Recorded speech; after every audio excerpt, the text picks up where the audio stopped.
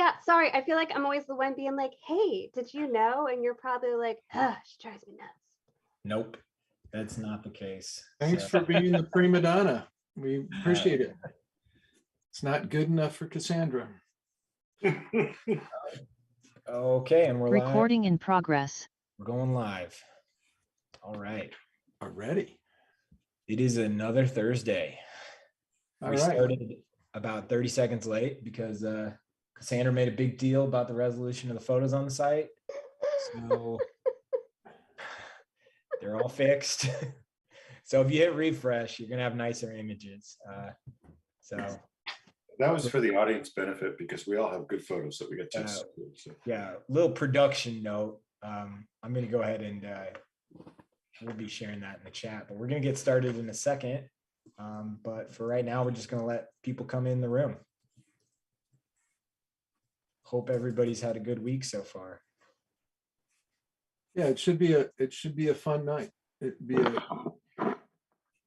little bit. I'm a little concerned that the world, that something's going on, that we're doing a night wrapped around sports, and it was Timmy's suggestion. So pretty dangerous. Valid point there, John. Valid point. Yeah, I think it's haircut. I think it's because he looks like a who was the handsome guy in Scooby Doo? Oh man, Freddie? Yeah, he looks like Freddie now. I got a haircut. I was thinking the haircut thing right before you said that. It's good look, Timmy. Thank you. I got it just for you, just for the Zoom call, the weekly Zoom call haircut. Why does your Zoom tile say Tim? I don't know how to change it. No, I don't know. Yeah, let me fix that for you. I'm concerned, Timote. Timmy, there we go. All fixed. All right. I think it's time. All right. Hi, everybody. It's time for the. Oh, we're gonna do this.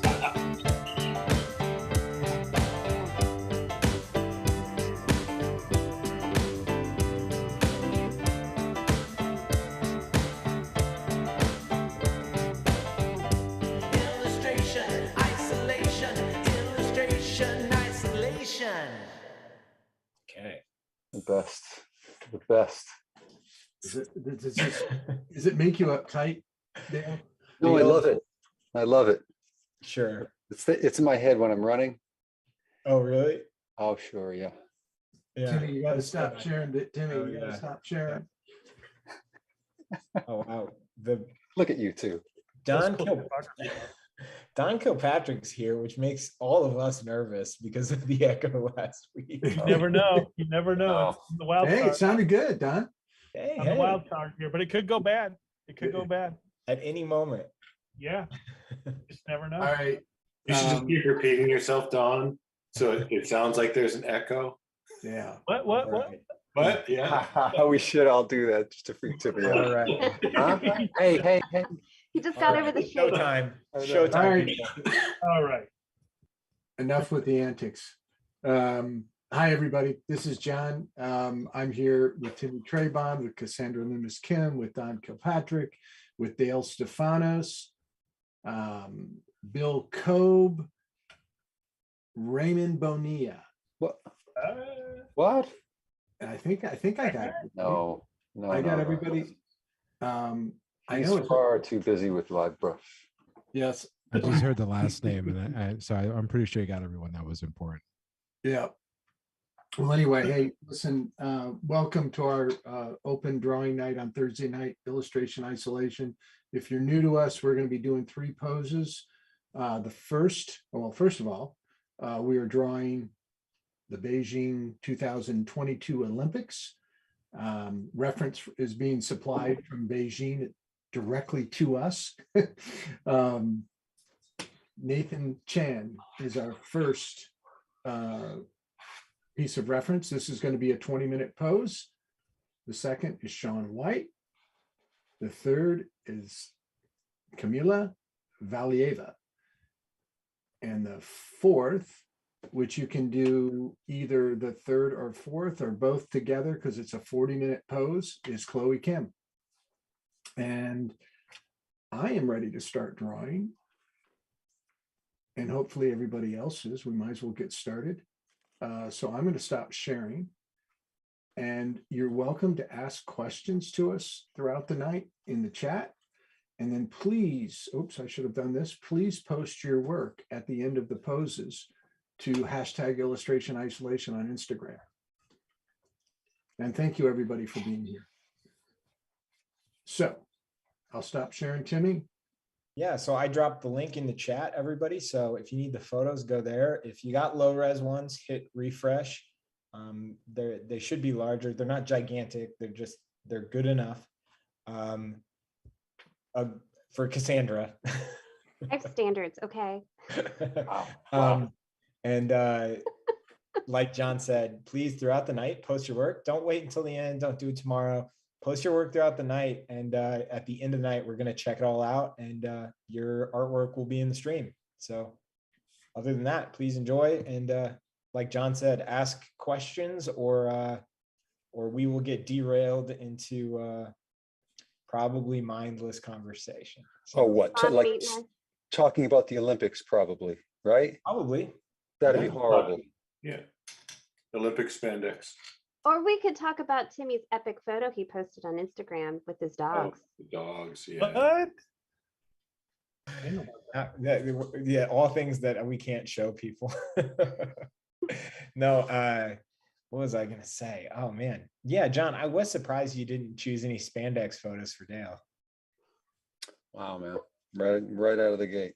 Right Well, out the isn't it- gate. Ray, you gonna help me out or what, man?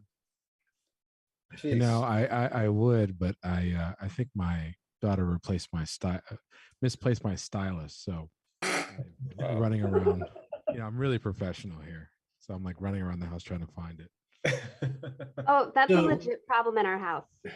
Yeah. So what are we making fun of Dale? Is that what we're doing now? Yeah, Yeah, that's yeah, currently Somebody the- catch me up. Okay. Well, that's the next. That's You the don't need my scheduled 2 hours. Man. Yeah. That means that I'm next,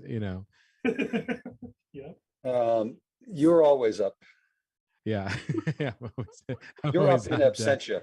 Like, I don't think Yeah. I'm important enough for them to talk about me when I'm gone, but we always talk about you when you're gone. So Yeah.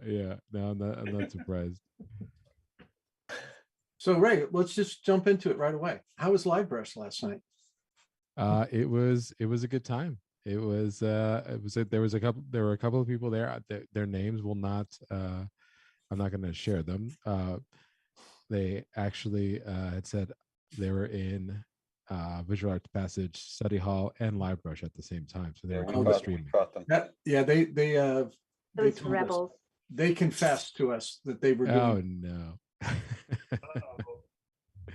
Yeah, so it was a good it was a lot of fun. So we're it's good to be back. It's really good to be back. And so thanks again for sharing that email. So we did plug Illustration Isolation. I said I was going to be there, so I'm sure there's going to be a flood of people.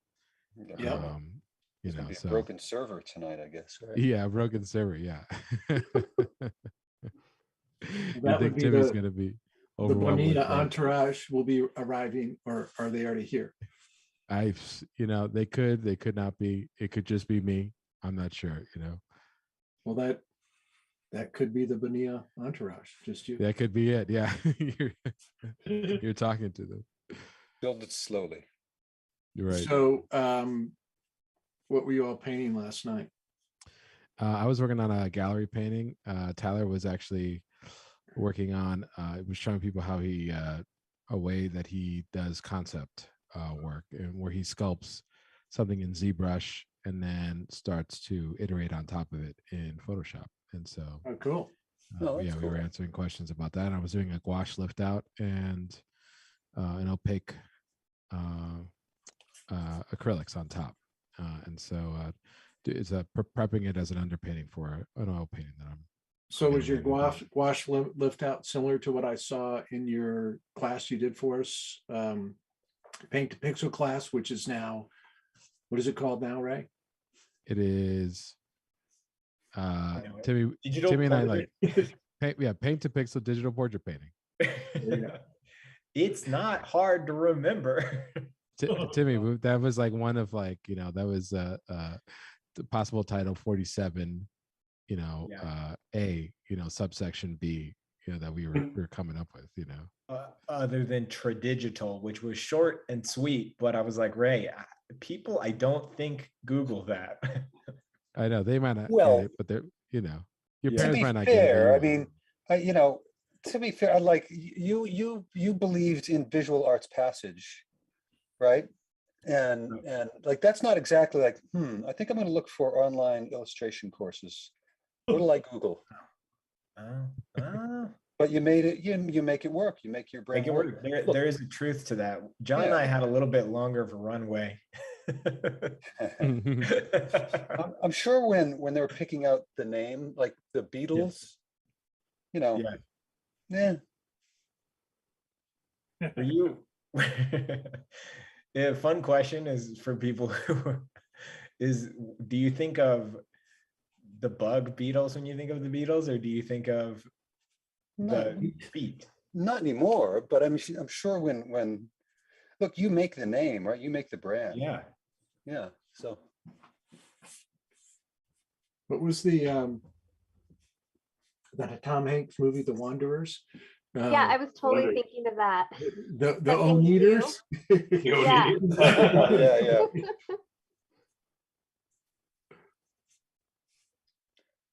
Has anybody been watching the Olympics? Be honest.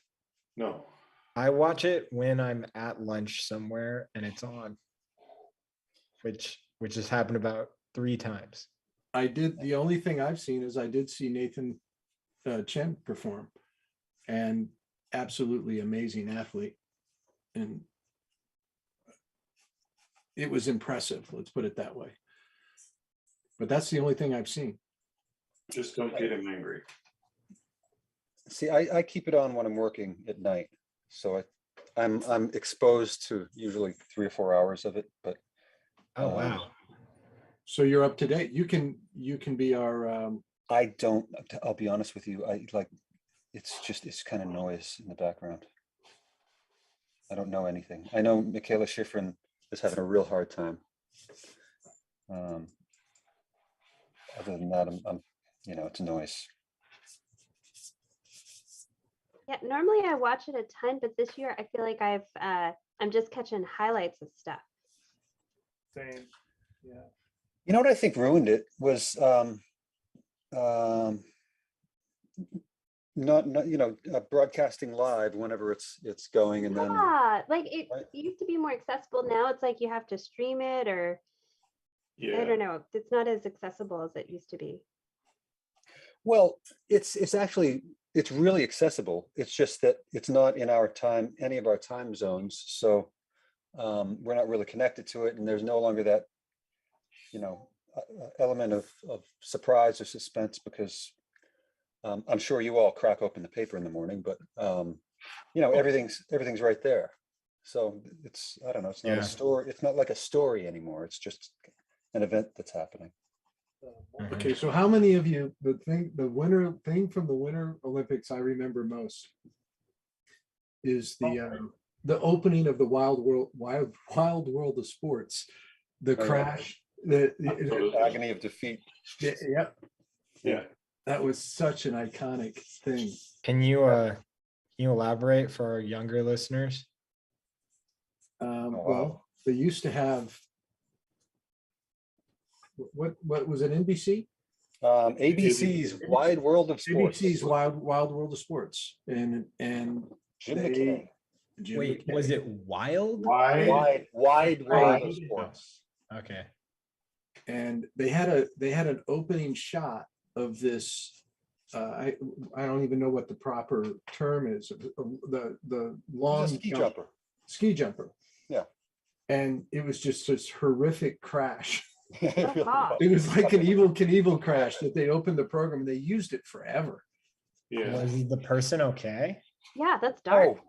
Oh, Timmy, it doesn't matter. It was the agony of defeat. Entertainment, man. Yeah, the thrill of victory. Something- That's what Terry Brown wrote. He said the agony of defeat. Yeah, it was the thrill of victory and the agony of defeat. Yeah. And that poor guy. That guy 8 is hard. And that made you want to watch it. Hell yes. That made it exciting. Absolutely.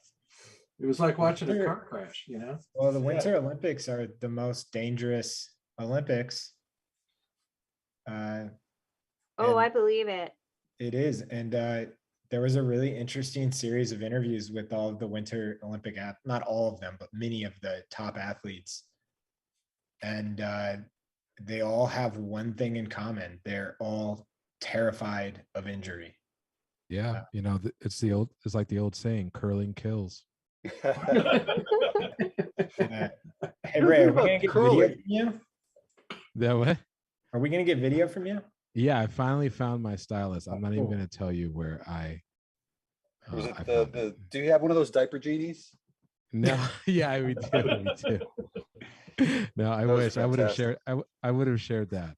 I would have said that it was in the diaper genie, but no. Do you guys Uh, use that, the diaper genie? Oh yeah, yeah. Yeah. We Yeah, have it well, contains we have, the smell. It's a thing. yeah, yeah, yeah. But the problem is when you're taking out the smell, you have to do Yeah. it manually. You know. I was the guy because I don't have a sense of smell, so. Wait, what? Did you I get don't have injured in a- like a Winter Olympic game or something like that? What's that?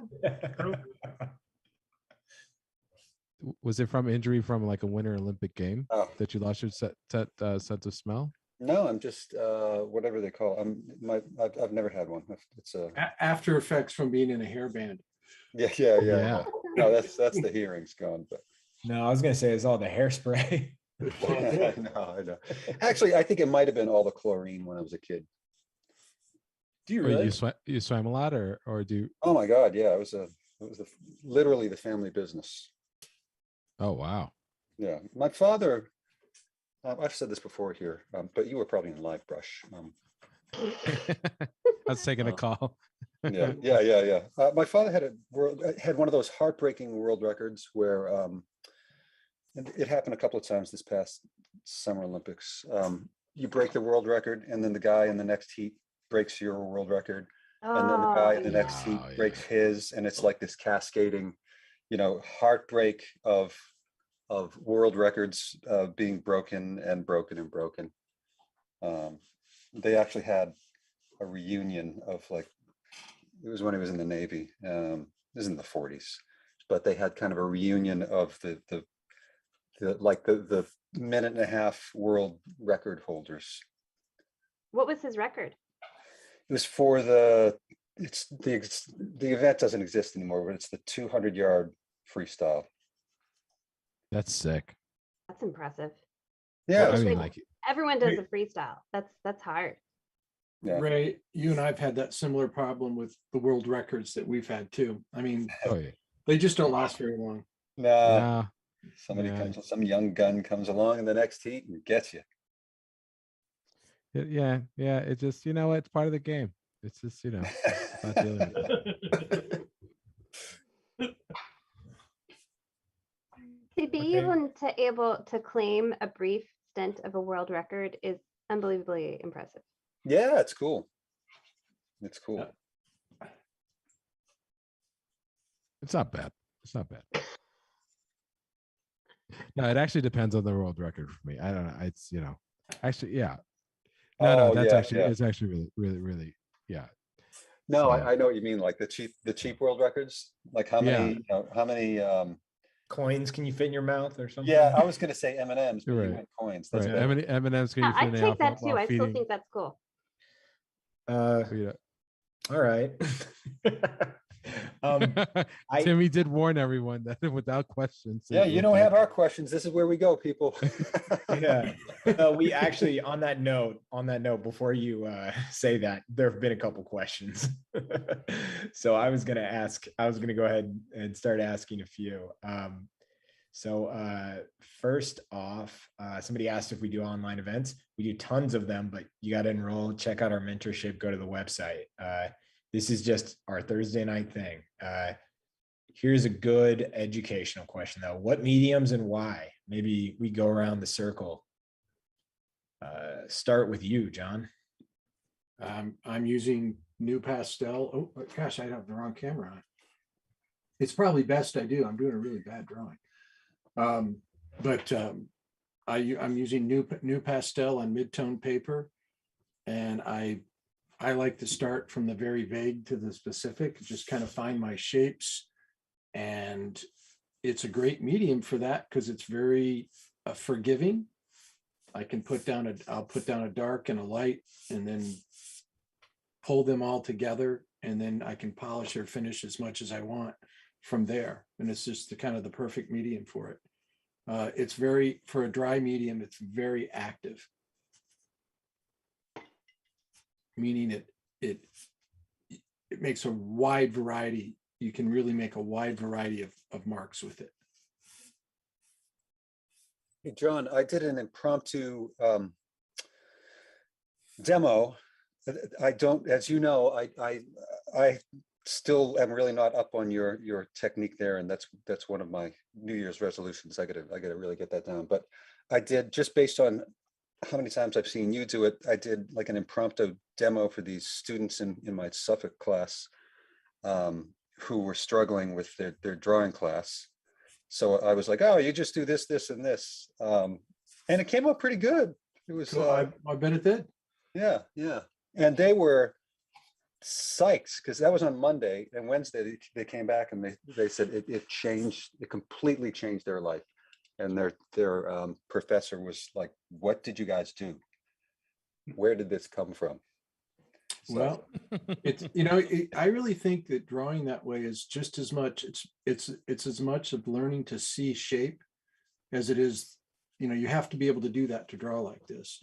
You have to be able to identify your shapes, and, a picture is a collection of shapes. So it gives you kind of a leg up. Yep. And the royalty check should be sent to John English. Right. And When they get their C+, I'll make sure they credit you. it should be sent to Mark English in care of John. Yeah. Because that's where it came from. Yeah, but But you're the one with the Bitcoin address, though, John. That's the problem. Ethereum. Yeah. Someone just asked where the timer is. It's arbitrary. It's kind of when I say. Wow. King Timotei. No. Timmy, that goes pretty deep, man. What you I just know. No, it's when I say, but then it's really when all the other artists decide to move on. So this is the 10-minute warning. Wow. We're gonna call you Power Trip Tim pretty soon. Yeah. What medium are you using, Timmy? Yeah. Your ego? Oh, Man. That was John Kilpatrick. That was John Kilpatrick. I just wanted to say that. Yeah, Pretty good. I fed him those lines. I got that. Nice, Don. Yeah. Carbs in where I can. What is everyone else using? I'm just taking a look around the. Yeah, Don, what are you bounce using around. right here? I'm using a fat pencil. It's one of these guys. Oh yeah, that like the was that a graphite lead holder? Yeah, Oh, those are awesome. because that's what was lying right on this desk. Oh, those are great. Do you have one of those like gigantic mechanical pencil sharpener things for that? Or do you just do it with sandpaper? I have both, and I'll be honest, the way I sharpen it is really to just do As that. you're okay. Yeah. Just kind Okay. of slightly putting never used That that sounded before. like a disapproving sound from Ray. Did that not meet with live? Yeah. It was more of a Don. Don sounded more disappointed. Yeah, that's a new segment we're gonna That put was, on here. that was Don. It's Yeah, it's not an moving accepted on. practice at LiveBrush. Don's do's and don'ts. Don's do's and don'ts. You want to be a Don, or you want to be a Dale? Don says don't. Yeah, it doesn't have my seal of approval, but whatever. We'll move Yeah. on. Wow. I approve of it, Dale. I just No, want to let you know. you used to be such a nice guy before you started hanging out with Buffalo up there.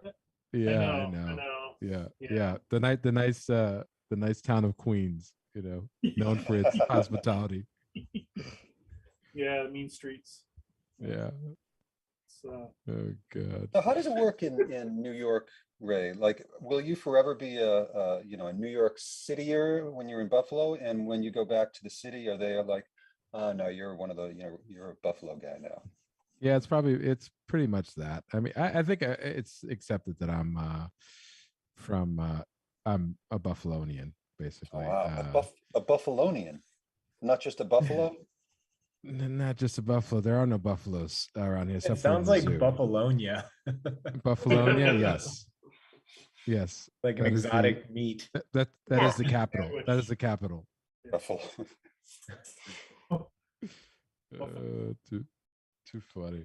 Yeah, no, that's pretty much it. I mean, my parents have basically said that I'm, like I don't flinch at 40 or 30-degree weather, and Oh, good for you. that sort of type of stuff. And I like hockey, and Oh. I don't know how to skate, but I like watching it. So that's and I was in New York City. It's always it depends on it's like any household. It depends on the household what type of sports you're watched, right? So it's like we were Yeah. baseball, basketball, boxing. So anything else beyond that was more exotic Or frowned upon.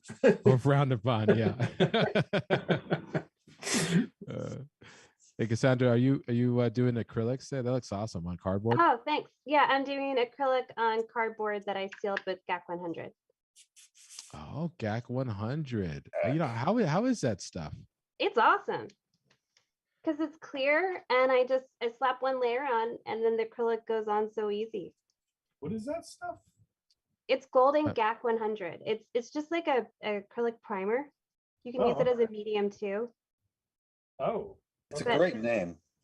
It sounds a little vomity, right? Yeah, that's what we used to call hurling in high school. Yeah. no gag. Don't gack on me, bruh. Well, it really sticks to the cardboard. You gonna gag?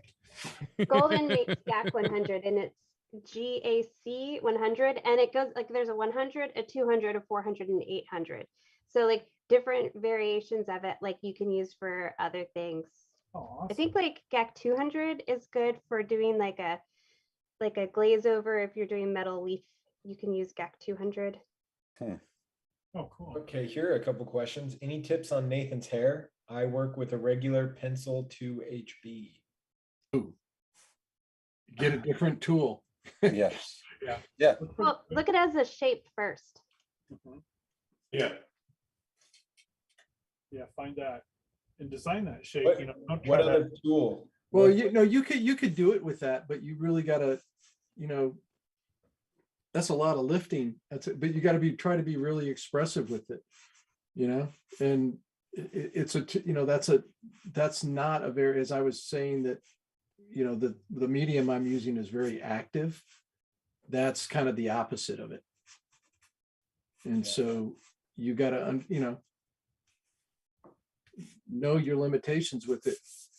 It'd be fun to, come back in and pull some of the line work with it, but maybe you get some real excitement and energy out of, getting a piece of a graphite stick. Graphite sticks are, I'll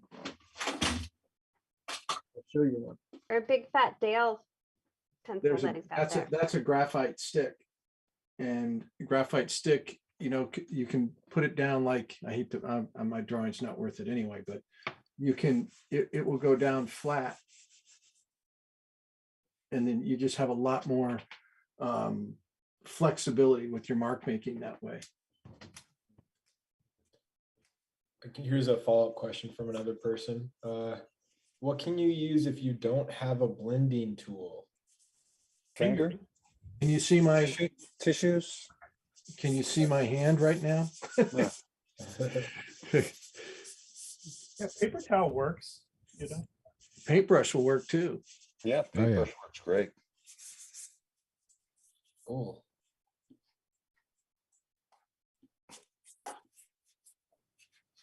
It also And so- depends on your material. I mean, I'm using a really soft material and I can move it around with my hand just fine.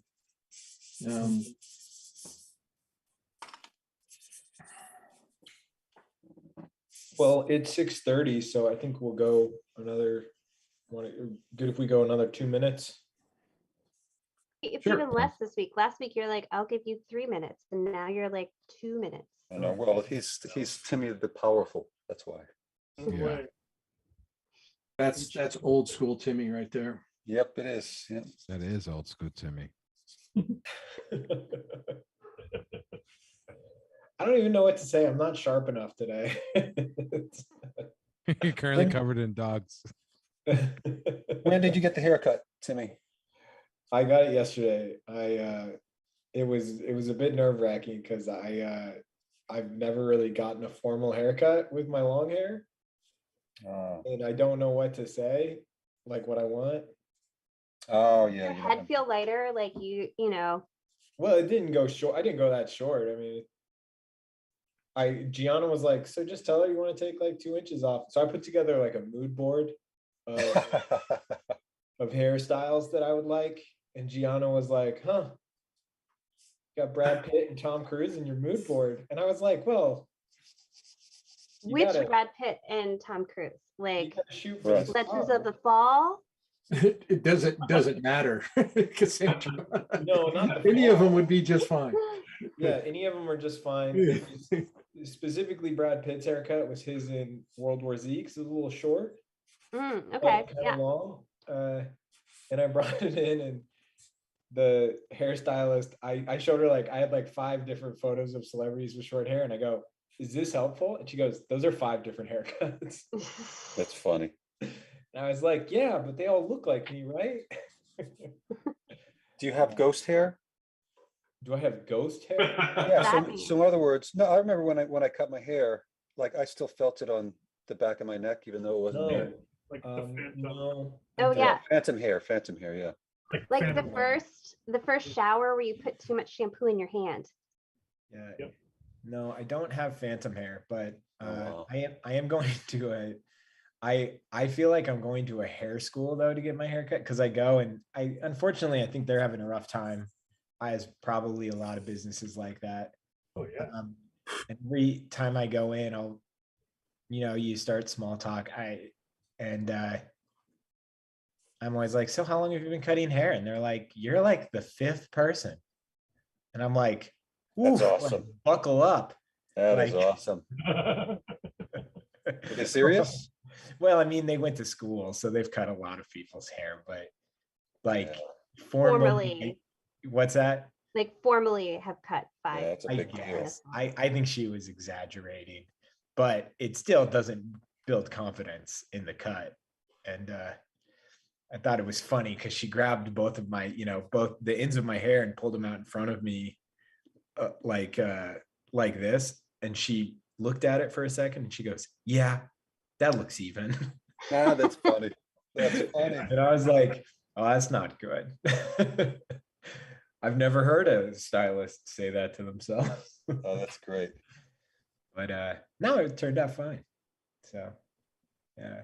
Well, maybe she was setting you up, like you were worried and you're like low expectations, and then she's done and you're like, oh, that's good. All right. It was an excellent haircut. It was great. Look at me. I look just like Brad Pitt now. Yeah, I was gonna say. It's uncanny. Yeah, it is. I know. Say that at the beginning. Yeah. I think it looks great, Timmy. Thank You look like Sean White's younger brother.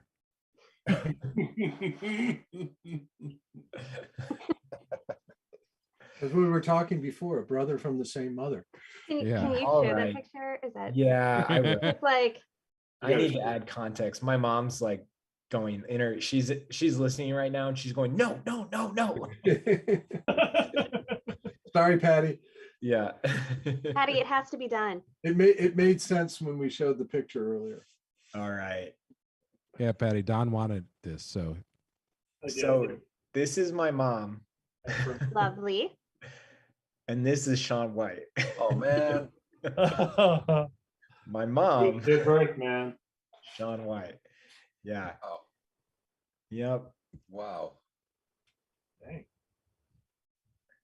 So does your mom get really excited when Sean White's performing and Your mother looks Oh, nothing like kinda Sean White. secretly proud? Well, she's like the pretty version of Shaun White. Yeah. Terry says she has better teeth. Yeah. Somebody said you don't need a hairstylist, you need an eye doctor. I think that's mean. This event is free. That's what I'm talking about. I think that person's from Live Brush there. Yeah. My mom Like, just messaged, you're dead. Wow. I'm sorry. Go to your room. He's like cheering them on. Timothée will be in his room for the rest of the night. Yeah. Yeah. He can't come out to Sorry, play. we got No. you grounded. Yeah. No, he can't come out to play. No.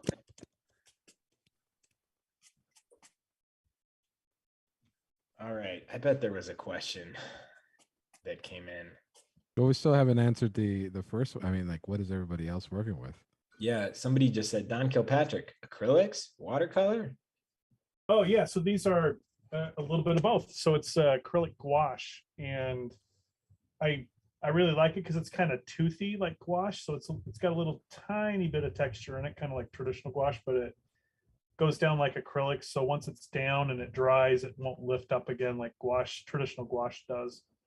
And I really enjoy it because it's also very matte. I like the matte finish to it. Helps me see the value a little bit better and really push and pull.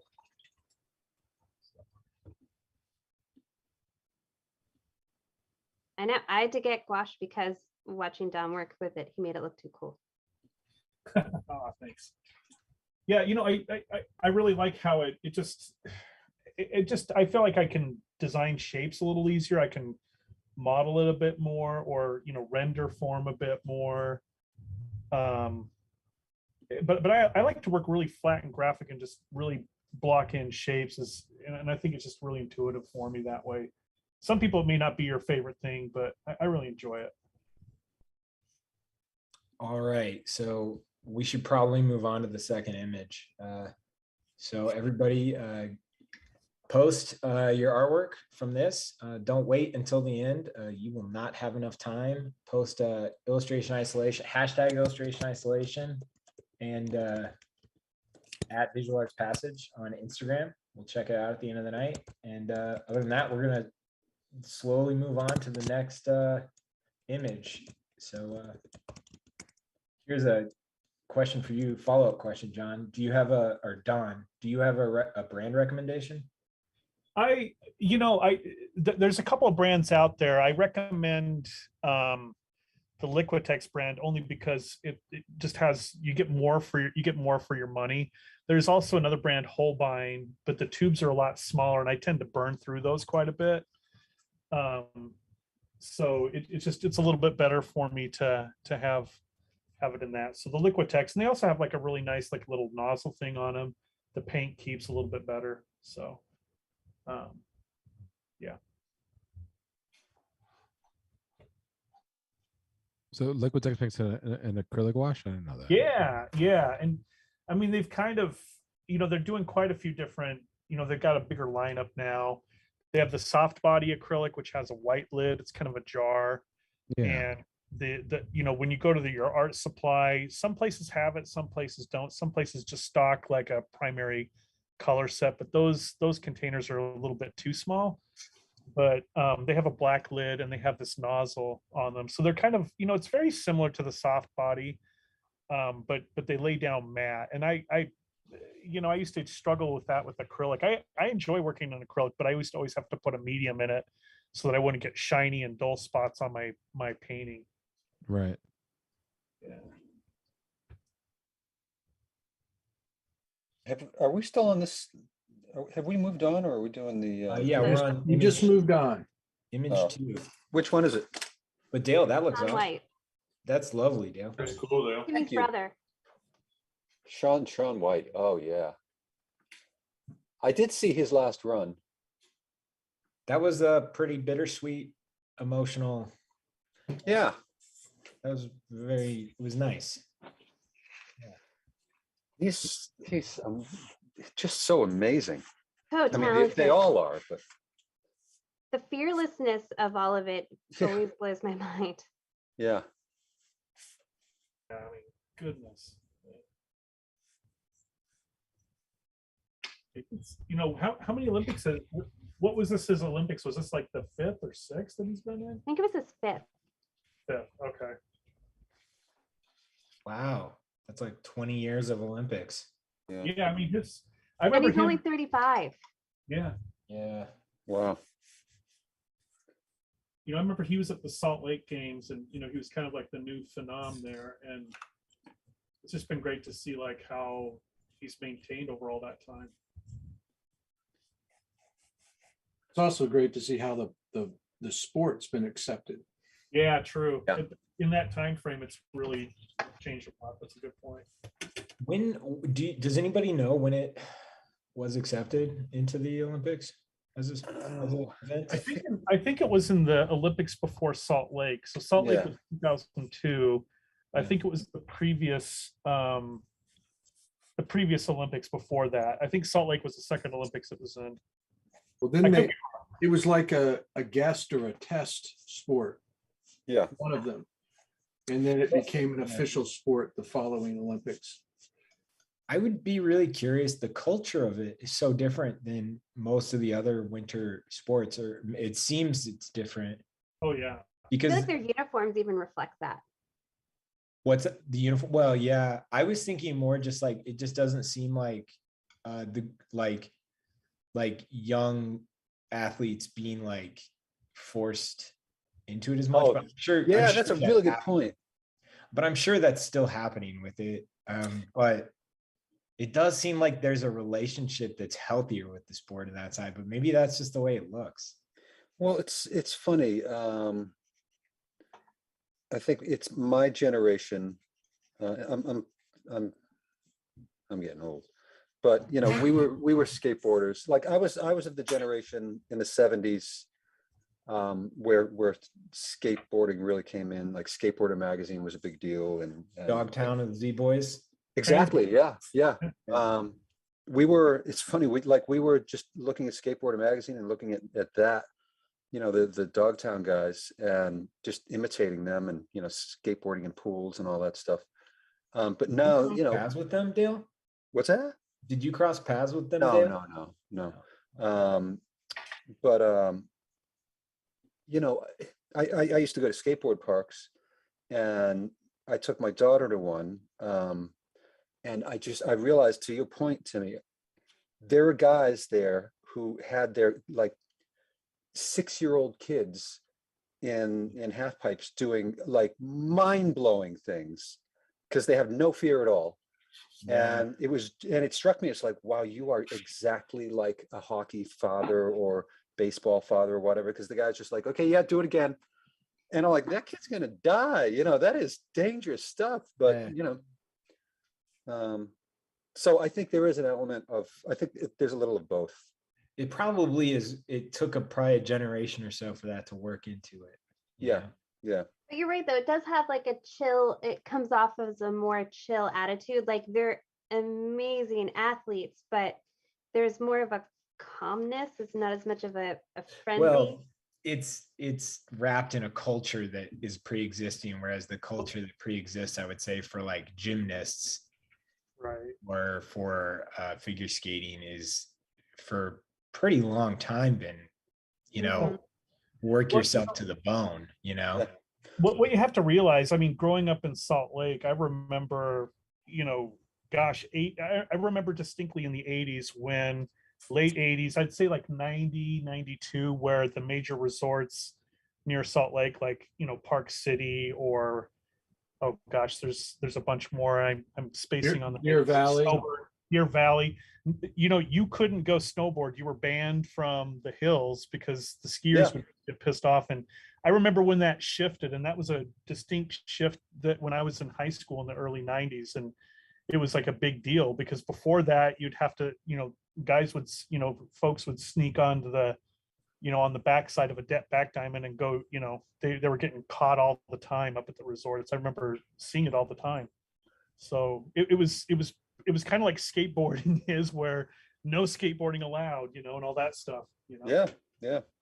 It first came out in like, again, Skateboarder magazine. there's this guy, Tom Sims, who Yep. had Sims skateboards, and Jake Burton. Yep. And they basically invented it at Stratton in Vermont. And for a long time, that was the only place where you could legally snowboard. So like we were just looking at these things, and it's like, what does that look like? And we were like bending plywood, and the first iterations had a string in the front, like that banana board that used to be out. Kind of like a leash. And what's that? Kind of like a leash, right? Yeah. And that was just useless. But it was fun, just trying to figure out how to do it, and then just to see how far they've taken it is just, it's mind blowing. Yeah, it's really cool to see. I mean, I worked at a studio that had I'd say like a 6-foot half pipe in it. Oh, that's cool. Really? And cool. for years during photo shoots, it became like a thing to entertain clients. It was like, we're gonna see if Timmy can drop in on the half pipe. Oh, no kidding. Never did. Really? Oh yeah, there's like a highlight reel of me crashing. And it's like, Oh my gosh. it's like violent. It's Oh, seriously? I watch it now and I'm like, it's insane that I just like did that in the middle of the day where I was doing physical labor. So you would just go up there and for their entertainment, you just go up there and eat it.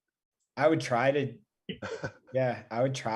I wanted to learn how to do it, but yeah, you're right. The fear thing is incredible because fear is, you're throwing yourself with a prayer, basically. It feels like. Yeah. I remember the first time I went, and I've very rarely, maybe once or twice, I've hit I felt like I was hitting concrete when I fell when I was starting out. But it was like my friend was taking me on a black diamond in Utah, which is, a black diamond in Michigan. It's like, it's a kiddie ride out there. It means no offense. I love you, Michigan, but no offense. But come on, So, yeah. Here's a question. Here's a quick one. Best charcoal eraser suggestion, please. Anybody? I don't know if I have like a best one, but I go back and forth between, like a white eraser and a gum eraser. But I need a kneaded eraser first. To tap it, and then you can use a hard eraser to remove more of it. But if you use the kneaded eraser first, it won't smear near as bad when you start with your other eraser. Yep. Yeah, I agree. Yeah, I agree. Whoa, we're all in agreement. Wow. Yeah, Ray approves. Oh, yeah, I approve. Write All that right, that down. answered the question. Everybody else. That was I thought Ray was going to say the Command Z, but that's okay. Somebody said, I see you don't use measurements with your pencil or anything. Any tips for getting proportions right? Just these proportions aren't right. Practice. If you really want to get it right, measure things, how far apart. You've got an eye width between eyes, so you could measure that.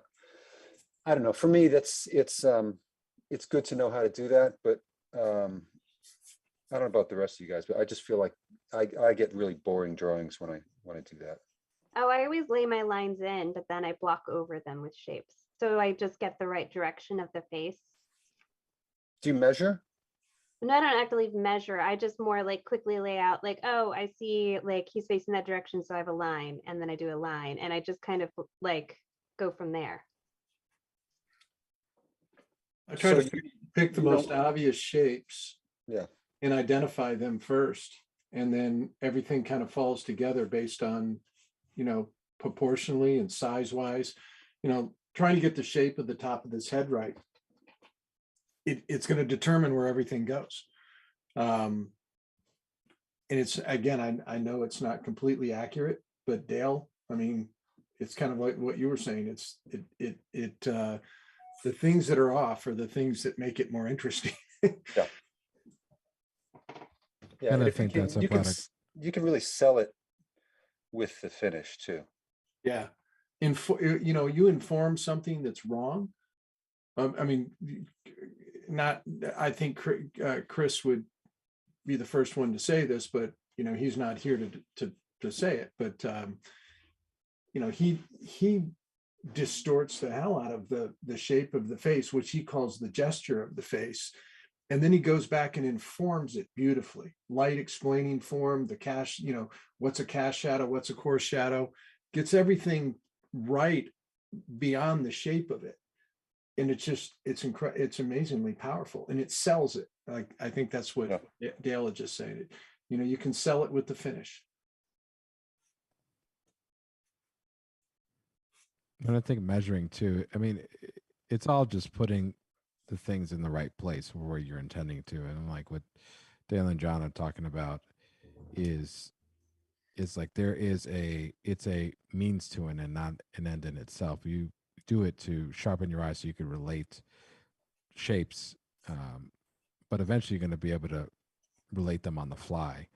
And that's where things are, get exciting, but you're just training your eye to kind of see those relationships, because you literally don't see them early on unless you have, our training, or to see them. I think that's one of the things, at least I tell my students, that it's all these things. I mean, you have all these different types of measuring systems, basically just trying to solutions to a problem. Site size, you have comparative measurement, are the two big camps. And I would say just learn what's best for you. There's pros and cons to everything, but at the end of the day, try and just keep thinking about what is your end goal with it. If it's super accuracy and drawing exactly what you're seeing, the measuring is great, but there comes a point, it's good to learn that and then go beyond that, because then you realize exactly what Dale and John are saying, like the stuff that you thought was very realistic. Let's just say this is, the Sistine Chapel is really not. No, And you start to get into shape design, and that's what Don was saying before about how to go about handling something with a 2B pencil. It's pretty much what you would do with any sort of instrument, what we're trying to do here. So it's David's watching. Oh, sorry. Well, no, I was saying, like, I myself, I use like comparative measurements, but it's really just a way of like saying, okay, how wide is this versus I'm comparing like widths to heights. Yep. And at first you have to do it slow because you just can't see anything. You can't see any relationships. It's really difficult. You think everything's equal because you're just used to seeing things in like symmetrical patterns. And nature is anything but that. It's asymmetrical. And seeing those patterns, you almost have to force yourself to actually see that. And that's what measuring is. But, you do that so that your eye can be sensitive to that type of stuff. So that's why if you don't see us putting our pencils in front of our references or anything like that, it's not that we're not measuring. We're just doing it on the fly. And relating and then taking the next step, which is relating that information and seeing if there's anything else we can do to improve it. I don't know. What does everybody think about? Yeah. No, You did really well. Yeah. I mean, you can see from my drawing, like I've redrawn the jaw in a couple different places, and I put it down, and then sometimes I hit it where I want it right away. But I'm just looking at the overall shape and the relationships. And if you are just drawing and you're responding to what you're seeing, and you can see the overall, you can go back and correct the things that don't fit, or you can leave them and discover, kind of new pathways. And it's really just about, some of it's just about drawing, responding, seeing what the piece is doing in response to what you've done, and then responding to both the artwork and the reference. And each has got a different, they both want something, and then your brain wants something. And it's kind of this conversation that goes on between you and the work and the reference and the materials. And if you can shut out your inner critic long enough to Oh, I know that guy's a jerk. just enjoy what you're doing and stop thinking about it so much, and stop trying to make a copy of a two-dimensional thing. Even when you're drawing a three-dimensional thing, you're still making a copy of it. You're still abstracting. And if you start to realize that all drawing is abstract, you're just drawing a bunch of shapes, and they're either simple shapes or complex shapes. And when you say, Bill, you're kind of like the ultimate editor at that point. I mean, you're always kind of choosing what you include and what you exclude, and that's the beauty of it, I think.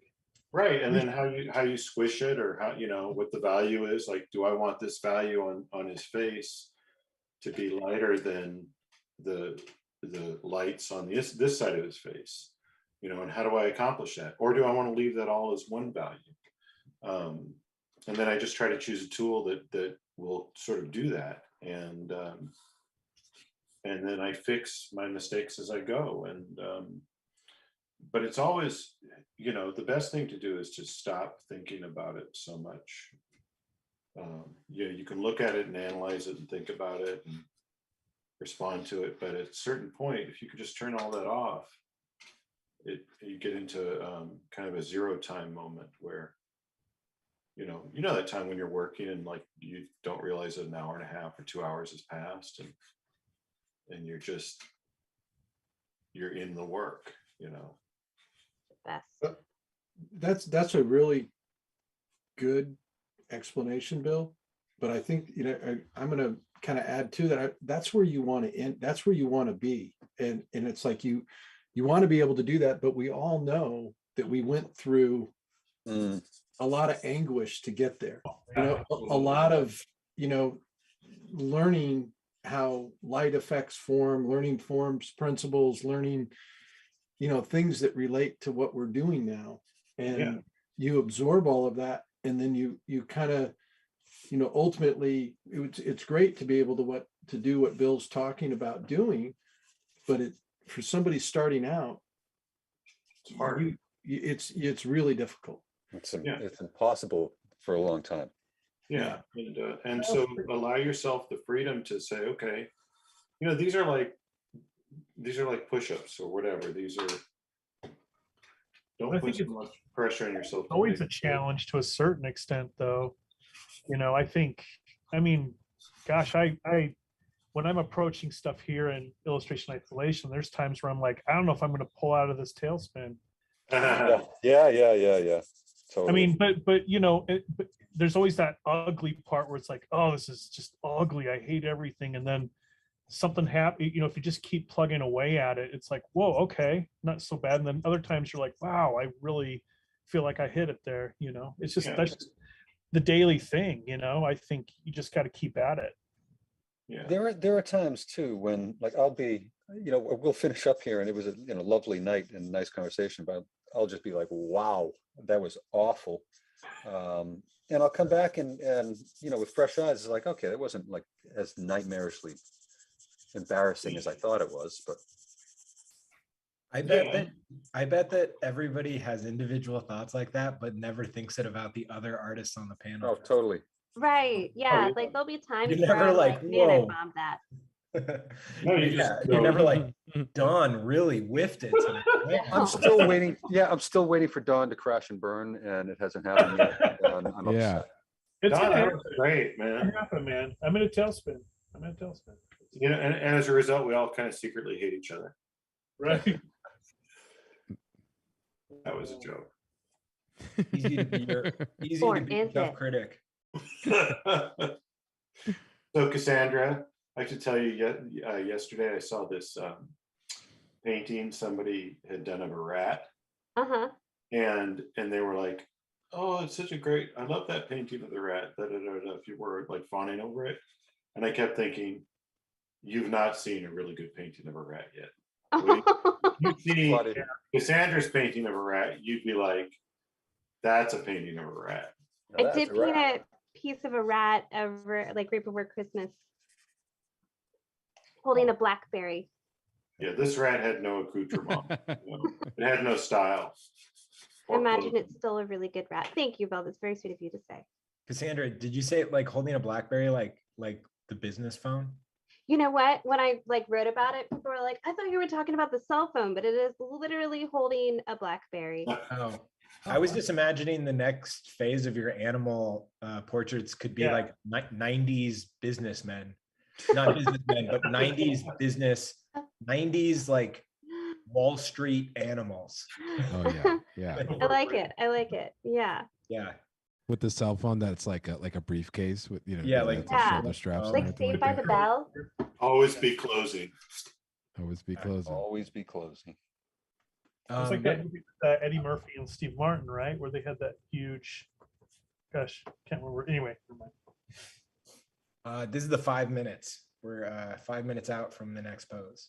So Hey, I'm going to revisit that question because Dale brought up something early. He was talking about teaching students a specific way, a way that it's how I teach drawing. It's how I think I really learned the most about drawing from that. And it was a method that my father created.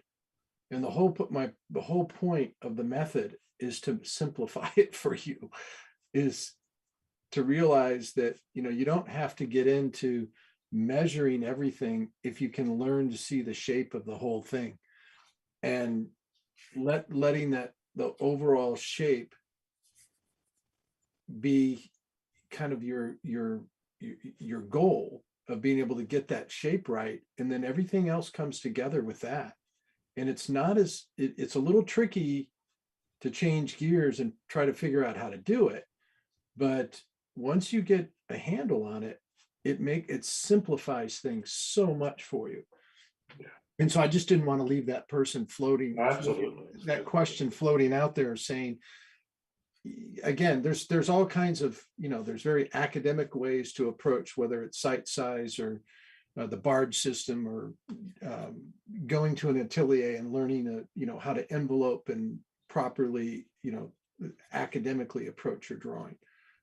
But there's also just responding to what you see and learning to simplify what you're seeing into basic shape. It allows you to transfer it so much easier. That's a much better way of saying what I was trying to say.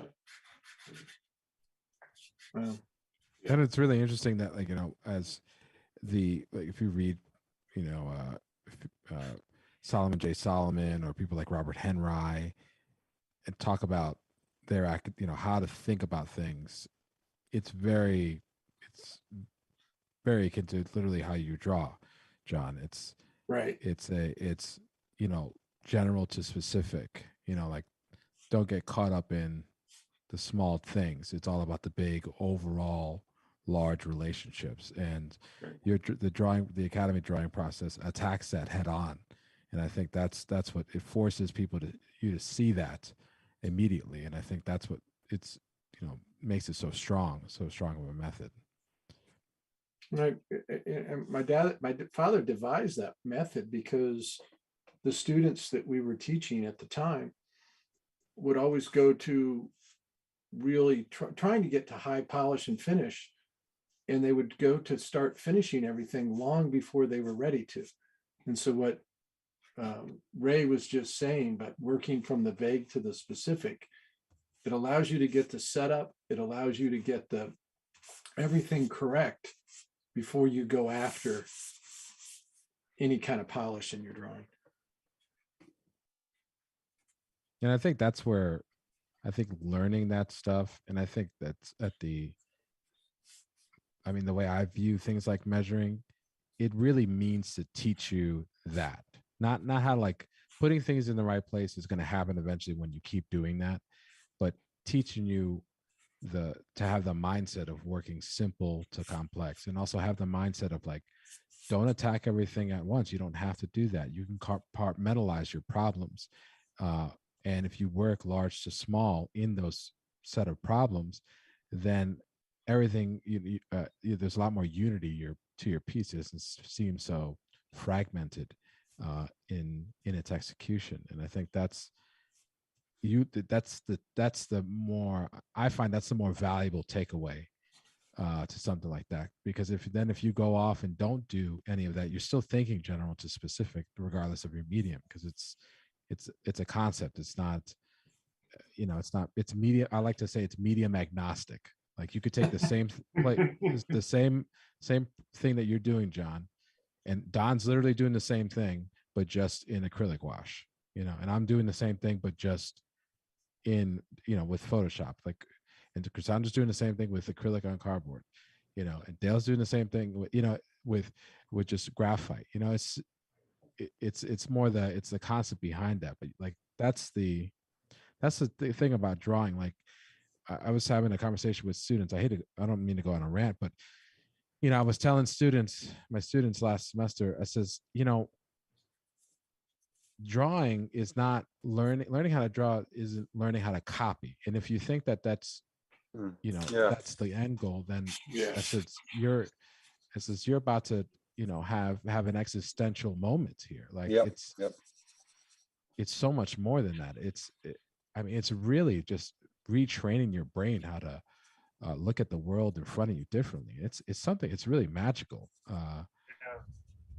And it goes back to what Bill was saying about, and Don, I think you were saying the same thing, about the fact that like you realize how much responsibility you have as a visual communicator to your image. Like you have to, it's your job to visually communicate the thing that you're trying to do, your subject, or a specific emotional reaction. Like you have to, that's your job, that's your responsibility, and you have to maintain and manage all of these different elements. When I first started to learn how to draw, I didn't even know that was half of the stuff was my responsibility. I just thought it kind of just happened, but you have to be there the whole way.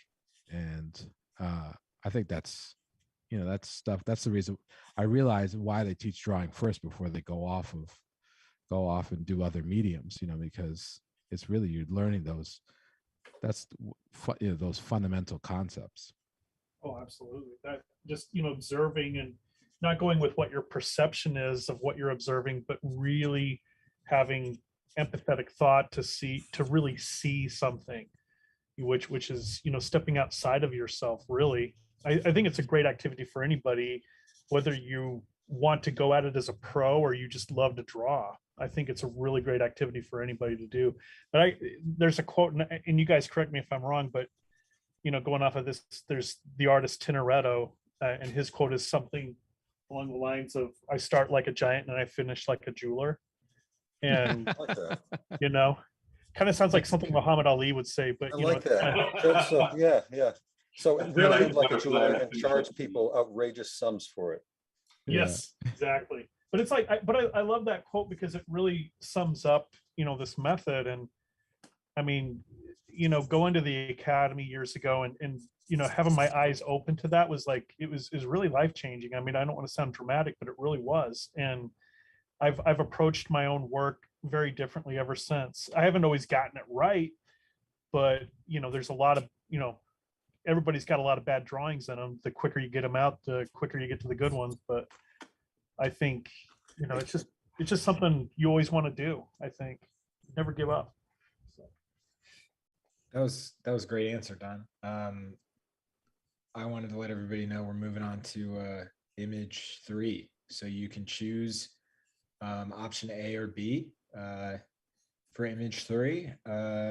And this will be our last pose for the night, so it's a little bit longer. Yeah. Somebody asked a question. I think it's a good question, especially because it's been a while. It hasn't been, it's about art school. And I think I'm going to set a timer because I know some of our longtime listeners have heard us answer this question many times. But the question is, I'm new here. Did you all go to art school? And do you think art school is necessary? And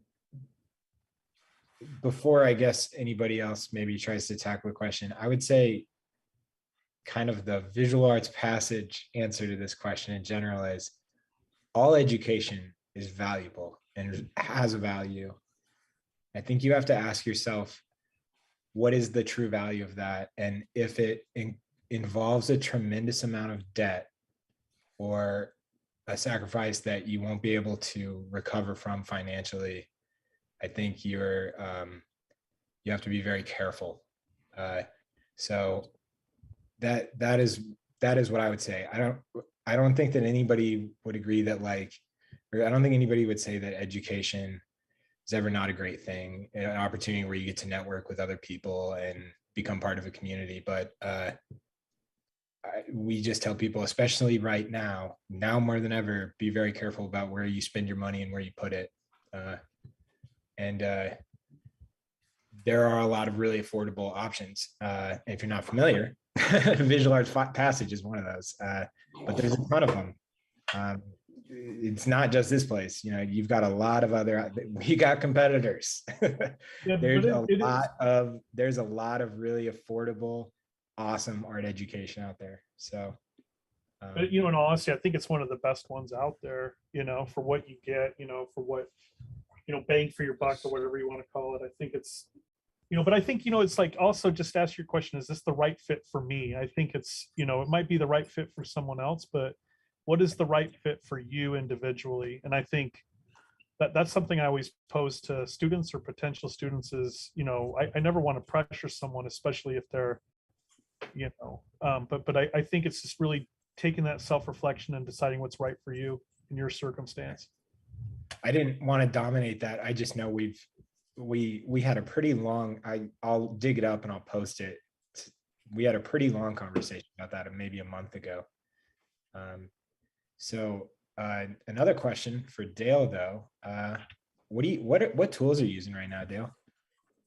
Just using these pencils. I just found this one. This is cool. This is another little fat pencil, but it's Yeah. cool. shorter fat pencil. And I think this was expensive. It looks It does, doesn't it? looks fancy. I went through a phase where I was like, I'm going to buy, really nice fancy pencils. So I think this is like a $50 pencil that was lonely in my drawer for years. It looks like something you buy on like Uncrate or something. There's a fancy pen shop in Boston on my way to Suffolk University, and I have forced myself to no longer turn in because it always costs a lot of money. So yeah. Can you take that pencil into space? yeah, probably. Is that a thing now? Oh yeah. I was years ago, I was given a space pen. It was like some pen that would work in zero gravity. Not that I would ever use it in zero gravity, but Yeah, but how's that ink going to come out? It's a real problem. Yeah, true. Hey, did anybody else accidentally draw Ben Affleck when they were going for Shaun White? this I morning, I ended up drawing Timmy by accident. I don't know who I Me too. but I love expensive art supply stores because it's always like the same thing. Like you walk into an art supply store and you're like, this is it. Yep, This is the one. if I have this is where I'm gonna do the masterpieces. This is the one. And then you never Then you're want to touch afraid it. to use Or, you're right. Yeah. I have sketchbooks are like that for me. It's like, this is the sketchbook that I'll be remembered by. This same here. Yeah. It's like, Hey, Don, I finally drew a picture in that sketchbook. What is it? Koval? What's the name of the? Oh, the Cobalt. Yeah. Yeah. I Nice. got one, and I had. When did you do your demo? Like, Gosh, last- August, I think. yeah. Yeah. So I bought one because I was like, oh, I'm going to be like Don now, and I'll be awesome. And could not bring myself to ruin one of those pages, and so I finally took the plunge and I drew a picture in it. Was that the Studio Bridge demo? Yeah. It was Oh, fantastic. okay. I gotta watch. I'm like, Oh so my God, it's behind. so good. I'm on Lisa. On Lisa Sir. I just watched actually the photo reference with Bill and John. That was great. That was good. You Um, got to check out. Oh, you were there for Sterling. Yeah, How I how watched good it. was that? That was Oh, it was great. fantastic. I gotta It was check- great. check that out. Yeah, it was great. Oh, Don, we talked so much. We made so much fun about you. You should see Yeah. it. Yeah. Oh, We man. were making funny a lot in that. No, Sterling's was like you could have just subtitled it. Why didn't I think of that? Because he was going through his ideation process and came up with this brilliant idea. I'm like, Yeah. that's what I was going to think of, even though I had no reason to think of it because I wasn't working on that problem. Awesome. It's so great to that I love watching the Studio Bridge things because everything's on demand. So Yeah. I can I just turn it on when I get a chance, and I'll just sort of just watch it.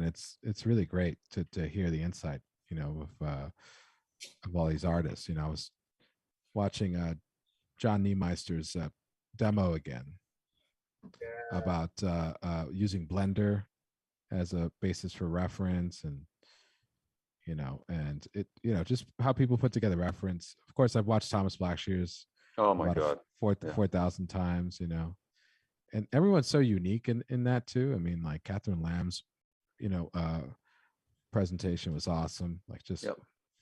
And the thing about Sterling's is like, you could see like, oh, there's those images don't happen on accident. No, Like yeah. they are Yeah. well thought out, and it's no surprise why they are as smartly, intelligently put together as they are. Oh yeah. Solid process. The nice thing about Sterling's too is that the way he showed it is that it's a learnable process. Right. I have a question about Sterling's lecture. Yeah. So for those of you who haven't watched it, first of all, you can watch it. We have a free trial. So I dropped a link in the chat. You can go check it out. But it starts off with him creating this ideation. Did he know where he was going to land with that drawing?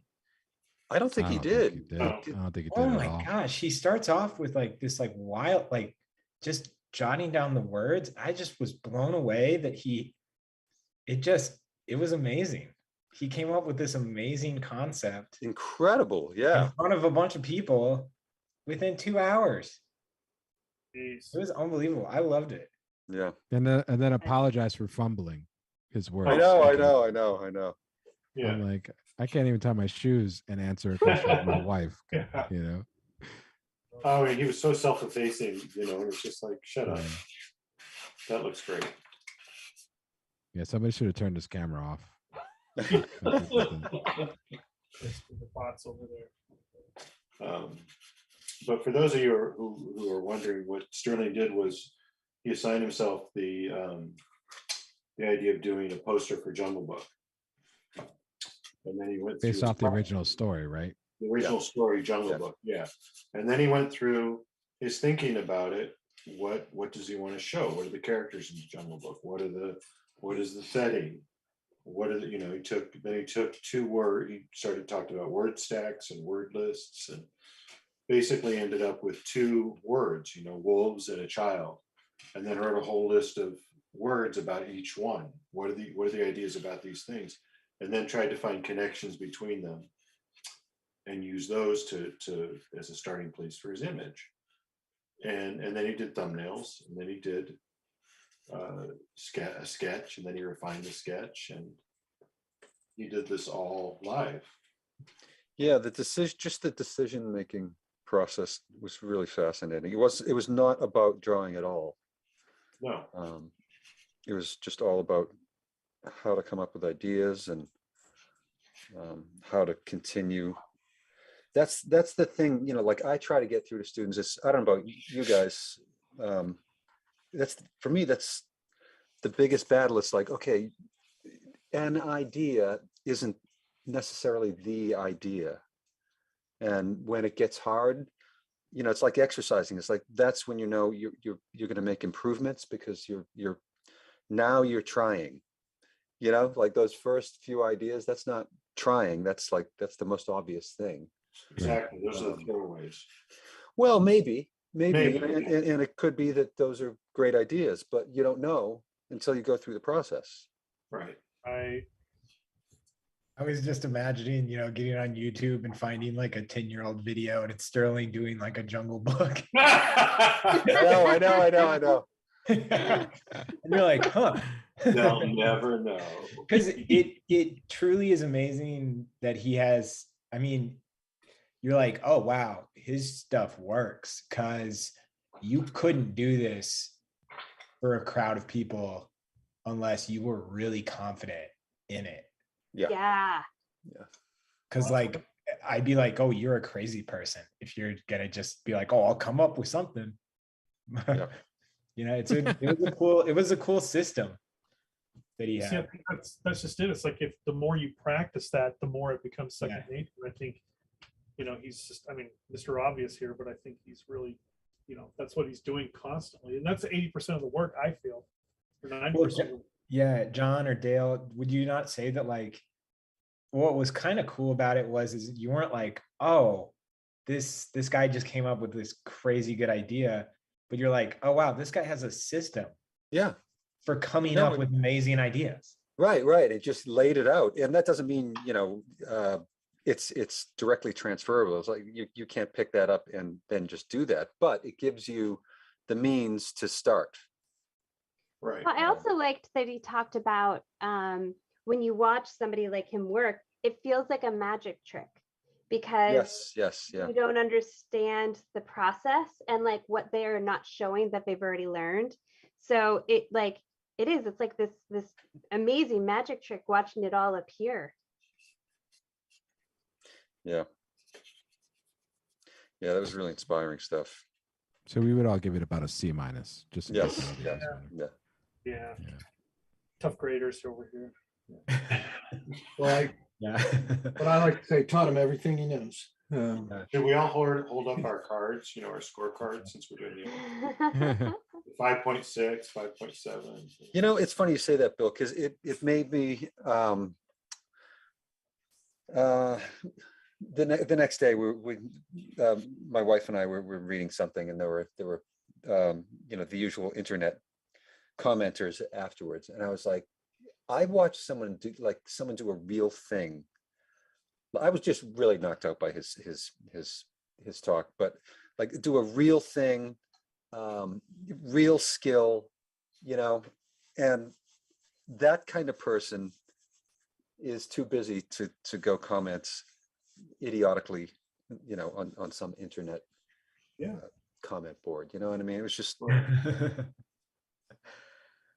I know.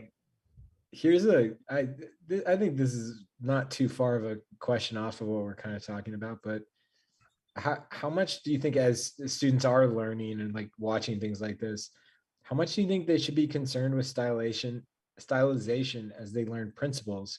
none. Or is that something that you should develop over time? Great Style question. comes with repetition. Yeah. And I think I like a John Waters quote, all technique is failed style. And I think sometimes, many times, myself included, I think you mistake technique for style. Style is who you are. That's inherent to you as an individual. And technique is the vehicle and how you express yourself. It's your language. And I process things different than anybody else here in the room. And that's my style. And it's going to evolve and change. And, don't fight it and just keep going. Yeah, think about what way do you want that style to be conveyed out there? Keep improving on that, but don't confuse the two. Yeah. If you listen Don, to you're each on of us, point with the quotes tonight. yeah, I know. Can we Well, write them down, because Don, like, you I'm oughta- gonna forget them. You want to get into teaching. I should. I kind of want to do that one. Don't of these listen to Dale, Don. Don't listen to Dale. Hey Don, you Don't know do stuff. that. Yeah. If you just listen to all of us, we all sound different. We all have a different speaking style. It's the exact same thing. We've been doing this for years, talking. Right. We've developed a way of communicating, and it's exactly the same with art. Dale, you sound like wildly different too. What? What do you mean? No, I'm just, you're a drawer and Oh. burn. Well, that's because of where you live. You live in a weird place where they talk funny. I Just can't help Boston. it. That sounds like a Timmy problem, Timmy. Yeah. Can I ask yeah, a it does. question unrelated? Yeah, just a underhand Boston dick. Sorry. You gotta come hang, because I don't have around here. I don't really sound like I'm from here, but Yeah. Oh man, yeah. yeah. Are people like, oh, Dale thinks he's better than all of us? No. Dale's been talking to his Kansas City friends. I know. He's starting to say drawer. Yeah. He says What roll. were you gonna say?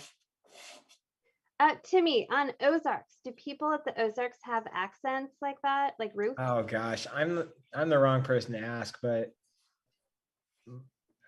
my take on that show isn't popular. Timmy, I don't think that it's an accurate portrayal of the Ozarks in any way. I've never been. I have like no Yeah. concept, so I don't know. I was just curious. On the topic of accents, I think it's more accurate than Ted Lasso.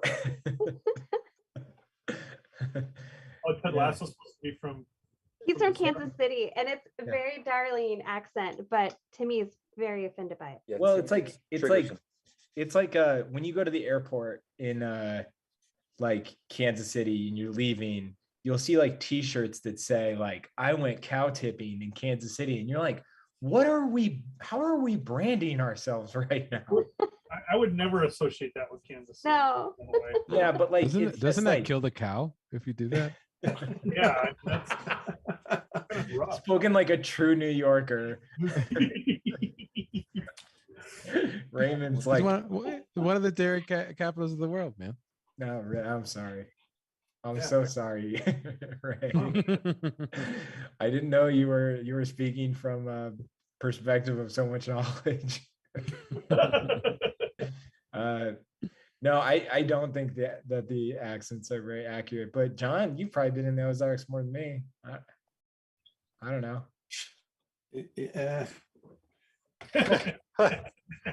Yeah. I just wanted to know because I started watching it because of y'all, so I didn't know if it was real or not, and I thought you would know. I think any vacation land, the underbelly of it is there's a big drug culture, big Yeah. I mean I'm thinking about around here, it's the same way. You go to, I mean, I used to work at ski areas in New Hampshire, and hell yeah, just It was like just that. more of not necessarily the culture. I was just curious about the accent because that is a very Oh. strong accent. Yeah. It's just regional. It just depends. Missouri's accents are pretty all of, like, I think if you end up in like southern Missouri, it gets pretty wild because there was a show that was set in southern Missouri on HBO not too long ago. I think it was like called Sharp Objects or something. Oh yeah, that was good. Yeah, and I was like, that doesn't sound like a Missouri accent, and I got corrected. Somebody's like, no, it sounds exactly like that in that region. So I don't know. So yeah, it's Missouri or Missouri, right? I say Missouri. No, but what I mean isn't, Yeah. I don't know. I'm asking. Isn't in some parts of the state, isn't it pronounced differently? Sure. Yeah. More people matter say who Missouri. It's matter who you're talking to. Yeah, totally. Yeah. I thought isn't it dependent on like the what was the immigrants that initially went into like Missouri? Wow, I don't know, man. I felt like that's the reason why Minnesota has an accent the way it does. Oh yeah, the Scandinavian. Yeah. Yeah. No, it's like seasonal. It's Missouri if it's like above 80 degrees. Missouri if it's below. No. Well, yeah. Dale, this is the person who was critiquing your accent, you know. Right, yeah. The guy doesn't Cassandra even know asked- what his state accent is. I mean, come on, man. Well, it is kind of an enigma. It is. It really is. Don't try and save him, John. He's Thank Oh, you. well, it's his But business. you're from partner. Connecticut. That's John's money. Yeah. That's John's money.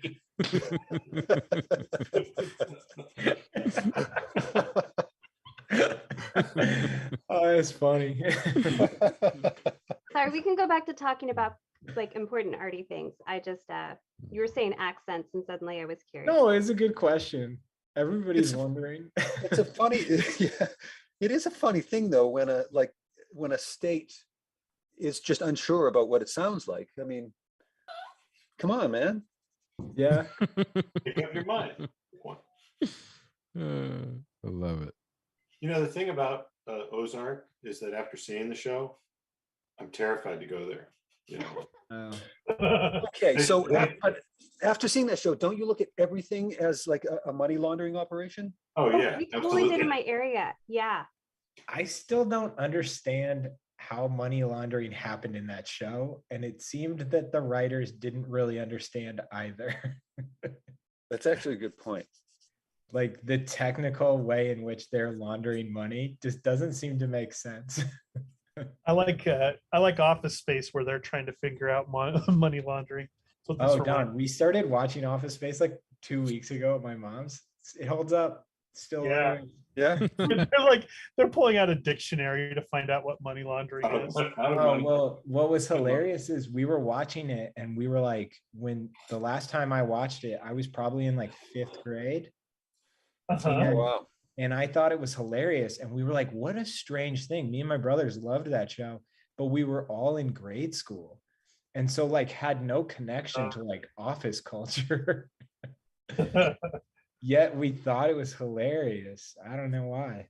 I think Mike Judge is just a really great writer. He's yeah, he is. I mean, I think, just his stuff is really brilliant. It doesn't always take off. I mean, a lot of it has, obviously, but Oh man, I Idiocracy. still want a red stapler because of that movie. Yeah. Oh, Idiocracy. Great. stapler. Yeah. Cassandra. It's so good. Yeah. Yeah. But Cassandra, the biggest thing that bugs me about the show Ozark is Mhm. that there's this idea that there's a massive heroin poppy farm in the middle of the Ozarks, and they're just trying to nail them down. They just can't catch them, and it's like it's just this massive heroin operation that's just been operating like as if we don't have helicopters in the Ozarks. Right. Right. And Right. Even the and- drone, like the Yeah. sun has. and then when it does, I do the accent of the what are the family, the Snells. And the Yeah. thing that always cracked me up was the Snells were like heroin poppy farmers who took a great pride in the quality of their heroin. And you're like, I don't think that's a thing.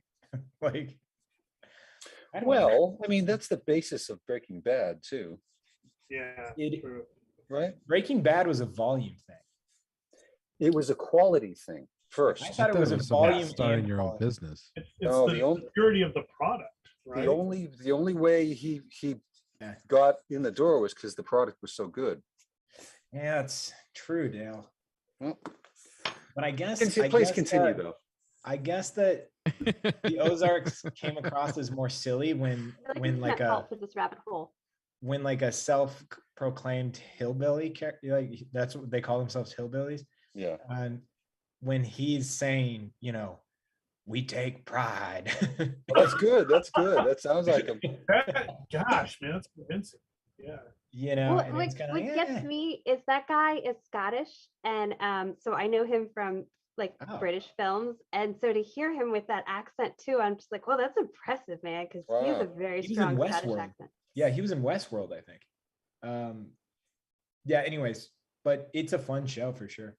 There's Yeah. a lot of Well, people- when you say fun, I mean That's it's funny, like that's really funny. intense, but I Yeah. still want to know what happens, so I keep watching. But I really want it to just like, oh, it bothers me so much. Spoiler, Cassandra. All they had to do was get a helicopter, and they never get a helicopter. Yet. Yeah. Anyways, here's some actual questions. Sorry, folks. Sorry. No, that's my fault. I was like, no, I've gotta unpack it.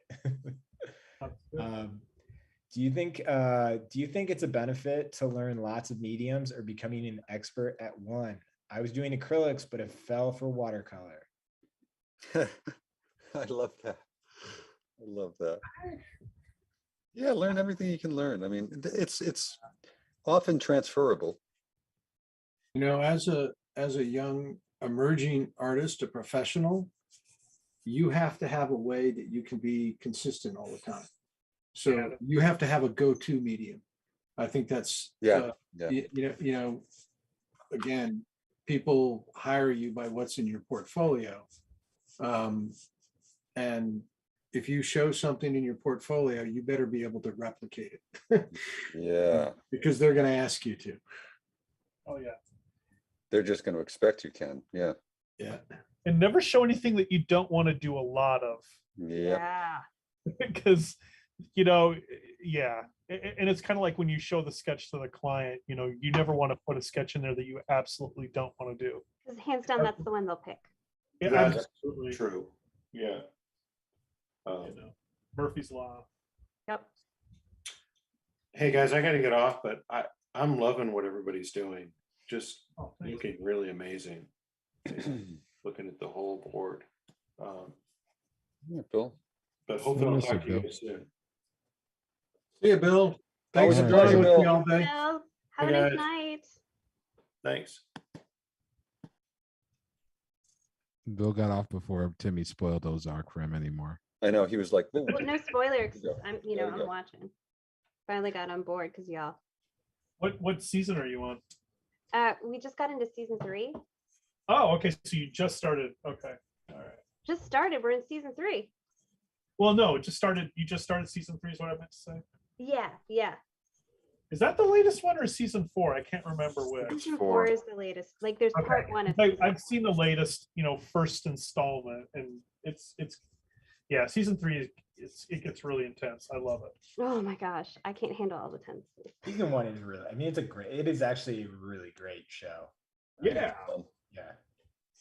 It's no Olympics though. No Olympics. No. And it's no illustration isolation. No, it's not. Their theme song certainly isn't as memorable. Jason Bateman reminds me of you, John, so much. I don't know why. Really? Holy Oh, totally. mannerisms, man! Like just I love that. Similar sense of humor, I think. That's You mean awesome. Jason Bateman in that show or in general?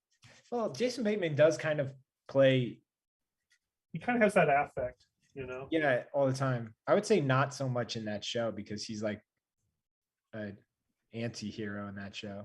I don't Yeah, think it's he's going on that pretty much. tight. Yeah. I mean, Well, that's me, Dale. you know you're what? really Maybe wound like, tight. you know what? Like Jason Bateman, season 1, Ozark, John, week 4, Illustration Academy. That's funny. See, no, I have not. Yeah, that's funny. Maybe. Oh, that's so funny. No, maybe week 5. It doesn't take long. Doesn't take long. That's funny. That's funny. I did see I this always funny wondered. meme. I saw this funny meme that had Marty Bird from like episode 1 sitting cross-legged on the floor, and it was just like, I want to handle stress like Marty Bird. Yeah. That's so good. Yeah. Sorry, Dale, I interrupted you. Nah, no, I've been yapping.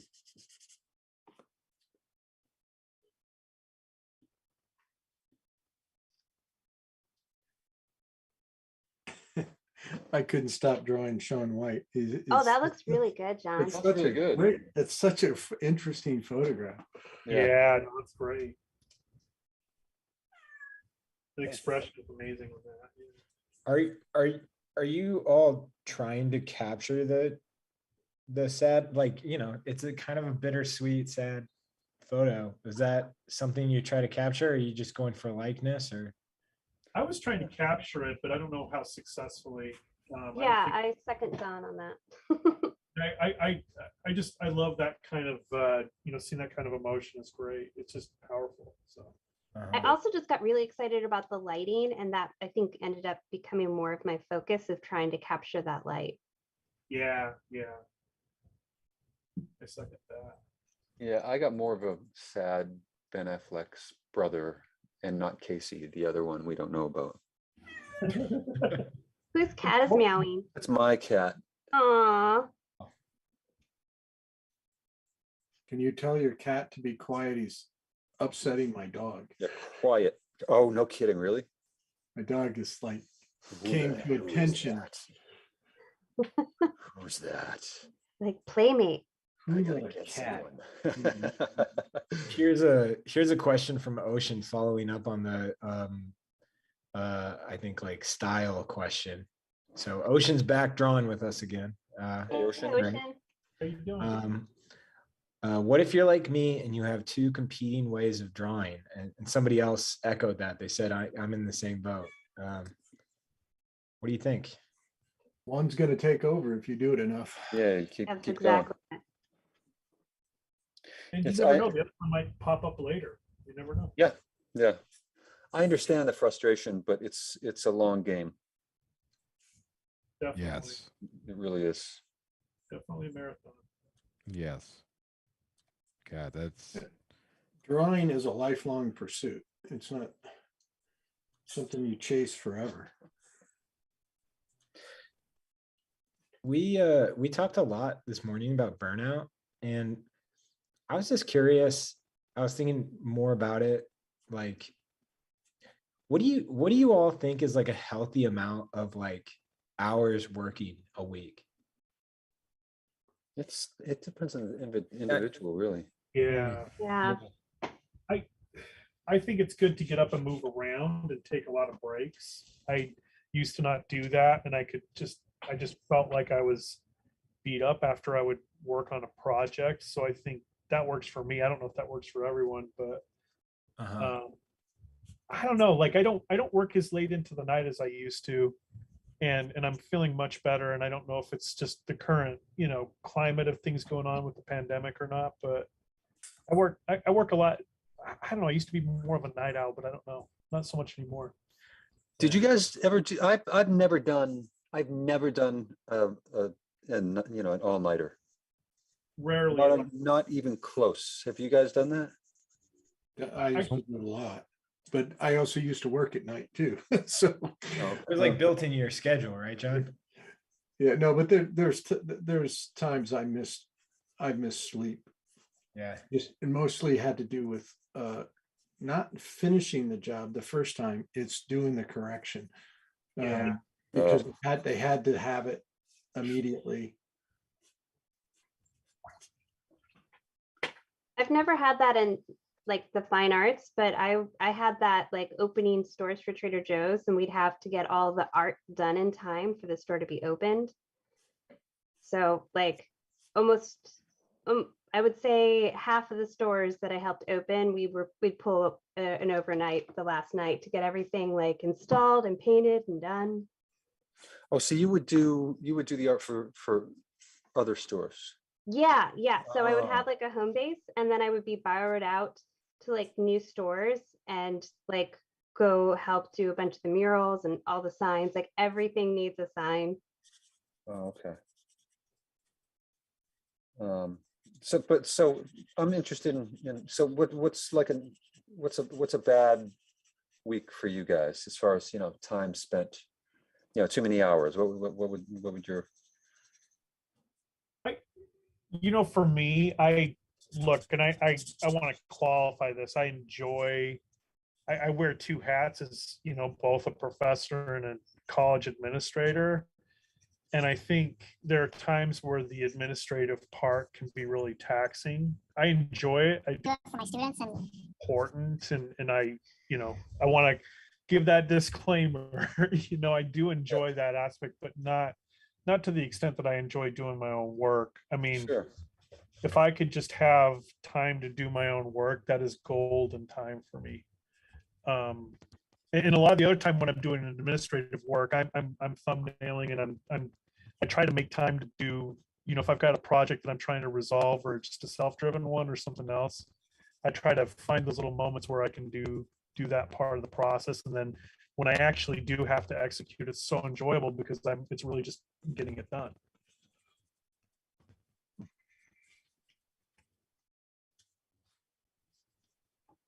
I mean, just I'm gonna just keep prying. Is like 60 hours like are you like, whoa, too much? I think it depends on the week. You know, some Yeah. weeks Oh, it sure. Well, sure, but I'm saying like, yeah, you're right. because like sometimes you can be in the groove and you can work a really hard week. Like right now, my hours are like very limited to, Yeah. you know, when I'm able to paint around my kids and if Uh-huh. someone's able to watch them kind of thing. But I mean, in general, there'd be some weeks where you can pull a week like that and you feel good. And but that's like a really long week. And there's other weeks where that will tear you up. Yeah. That's so true. Yeah. Where 30 hours feels like 60.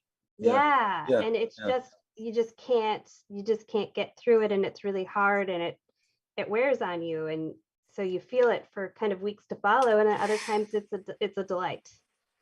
Uh-huh. Personally, I fall into the, it's probably an unhealthy thing of, I need to be busy. I like a 60-hour week for me that's awesome. But Yeah. like mental health wise, it's better for me to be very busy. Uh-huh. Ditto. Dale, I'm in the same camp. I mean, it's like Yeah. I have to be. And it's just I don't do well if I'm left to my own devices. Yeah. Yeah.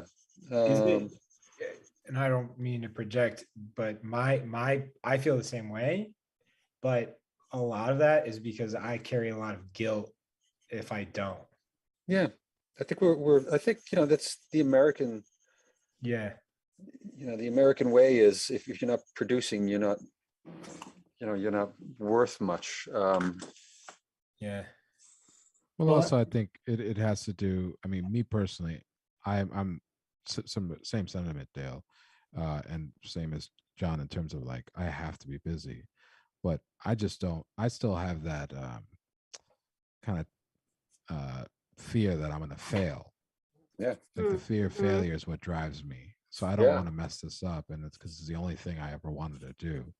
So that's kind of what drives me to work that extra hour and be as involved as possible in my work. Yeah. I don't know. Maybe this is, for Ray and Don, well, all of you guys, I learned that, just sitting my butt in the chair longer than anybody else and getting the work to a level where, I was competing, I was rewarded for that. So, I learned that works. So, I don't know, I'm really, I'll be honest, I'm afraid to not put in long weeks. Right. I think that's what you were basically just saying. Yeah. Right. I mean, my time is like Cassandra's time, and it's just at. I mean, it's at a premium. If I get a bunch of hours, if I get a 2-hour stretch, it's like incredible. Yeah. So you got to kind of cobble together a work week.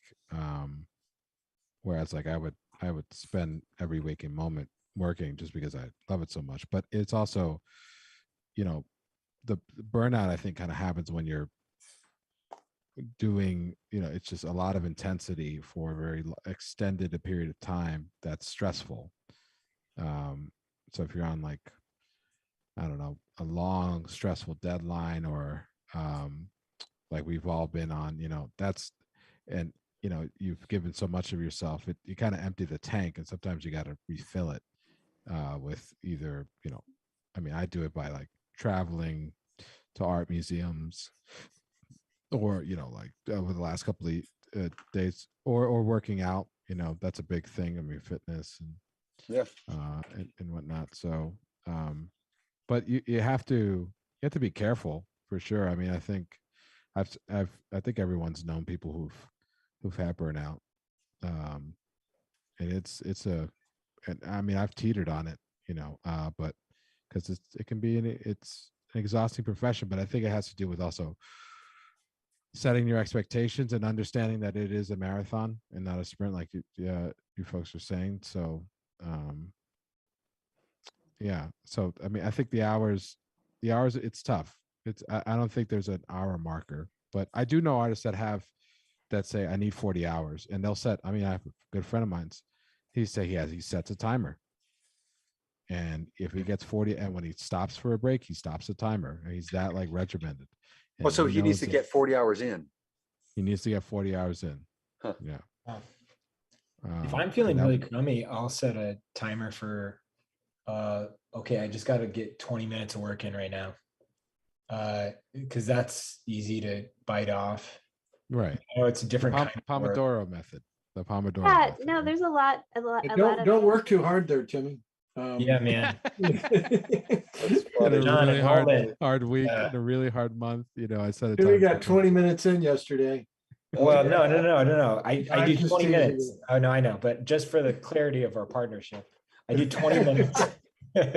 I do 20 minutes, then I go like walk around my yard or something, and then I get back into it, and it just makes it easier. I don't know. I was just thinking about me getting out of study hall last night at 10 o'clock.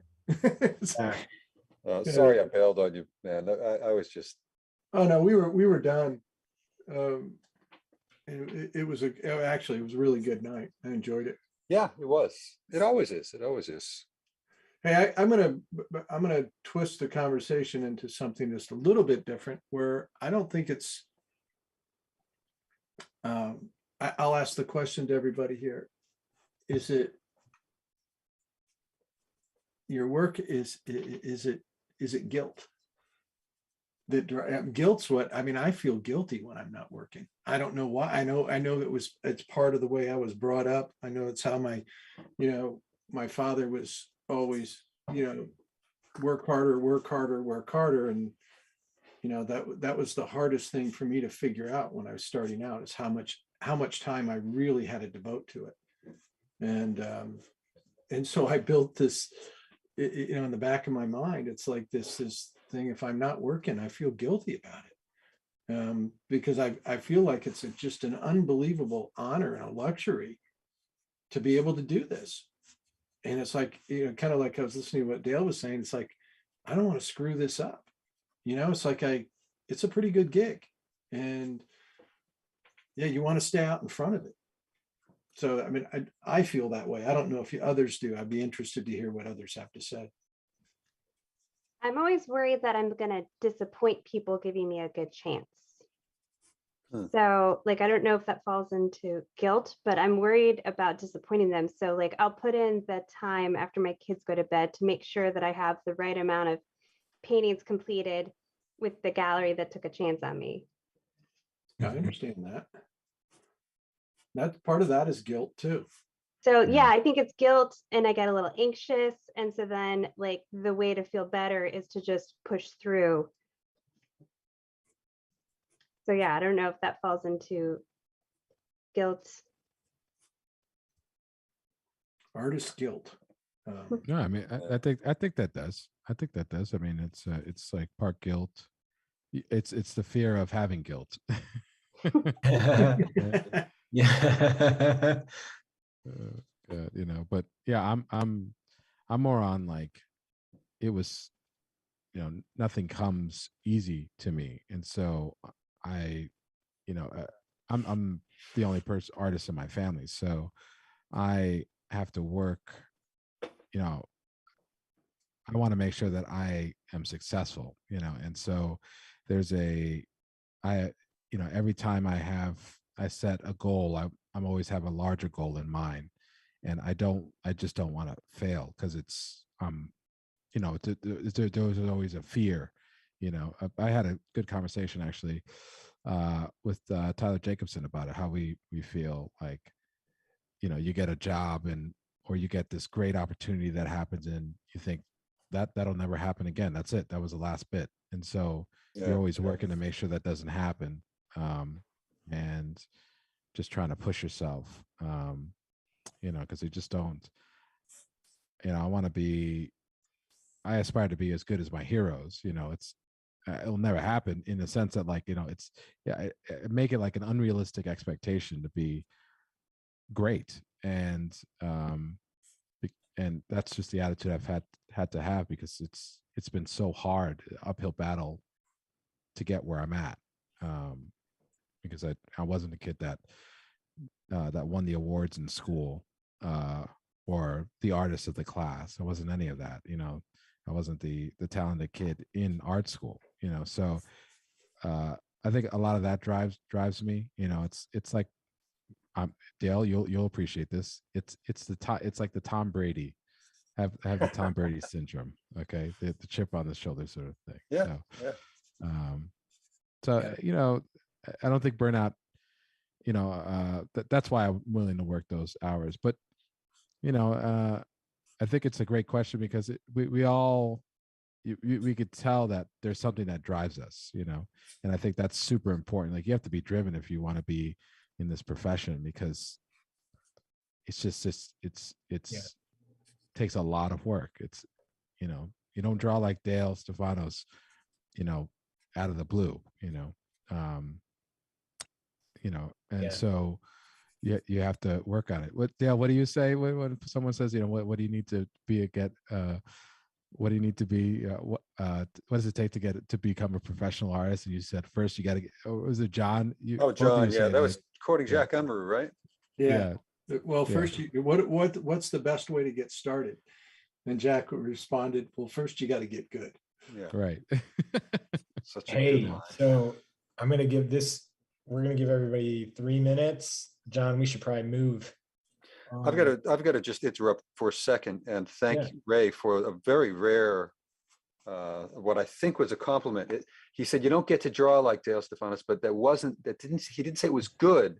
It was just, you don't get to draw like him. So I'm very attuned to, Okay, you know. so Yeah. It was now like, there's the Boston coming out right there. Yeah. You see Dale, everyone's playing checkers and we're playing chess. Yeah. My friend, There was you like know? a lawyer commentating. Look, he's from New York. I'm from Boston. We both have certain expectations.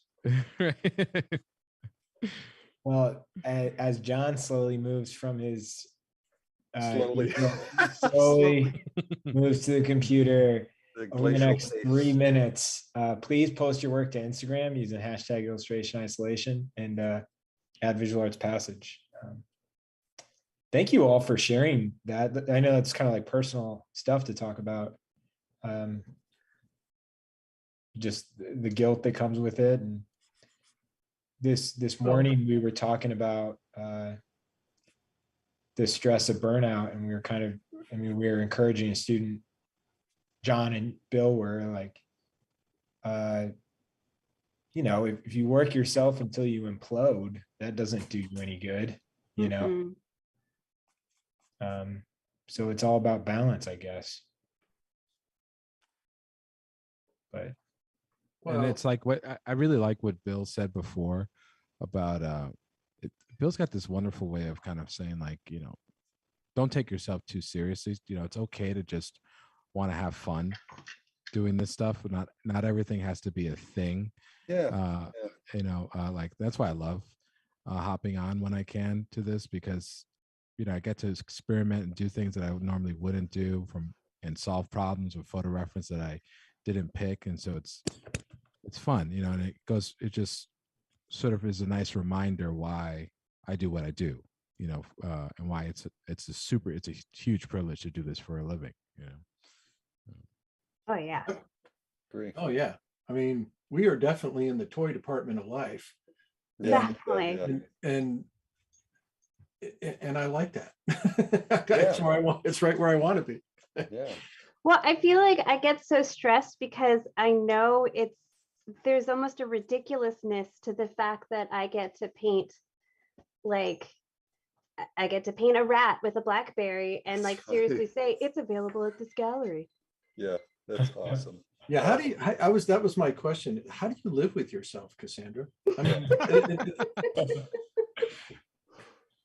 My biggest fear growing up was that I would have to grow up.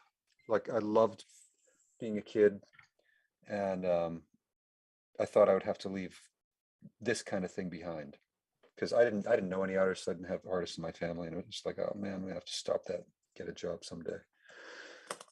So it's been such a relief that I haven't had to do that. That, like you guys were saying, you know, it's scary to think you could lose it. So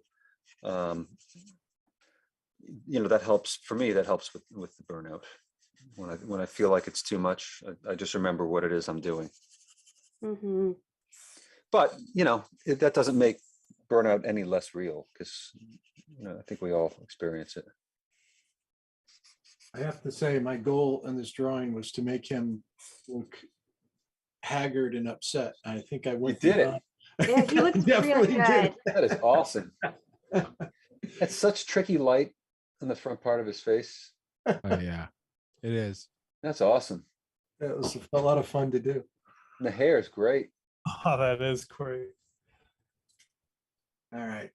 So we're going to wander into Instagram. Yes. You said that like you might think that maybe we changed the. Change Are the we still doing the policy. Instagram thing for the The- 100? the- Going back to Instagram. Facebook, folks. Yeah, no, we're not on TikTok yet, John. I know. Are we going on TikTok? No, we're doing it. Hey, it's the hip place to be. Yeah. I spend way too much time on TikTok. I got to see that. Yeah. Well, you're not going to. All right, here we go. Pencils down.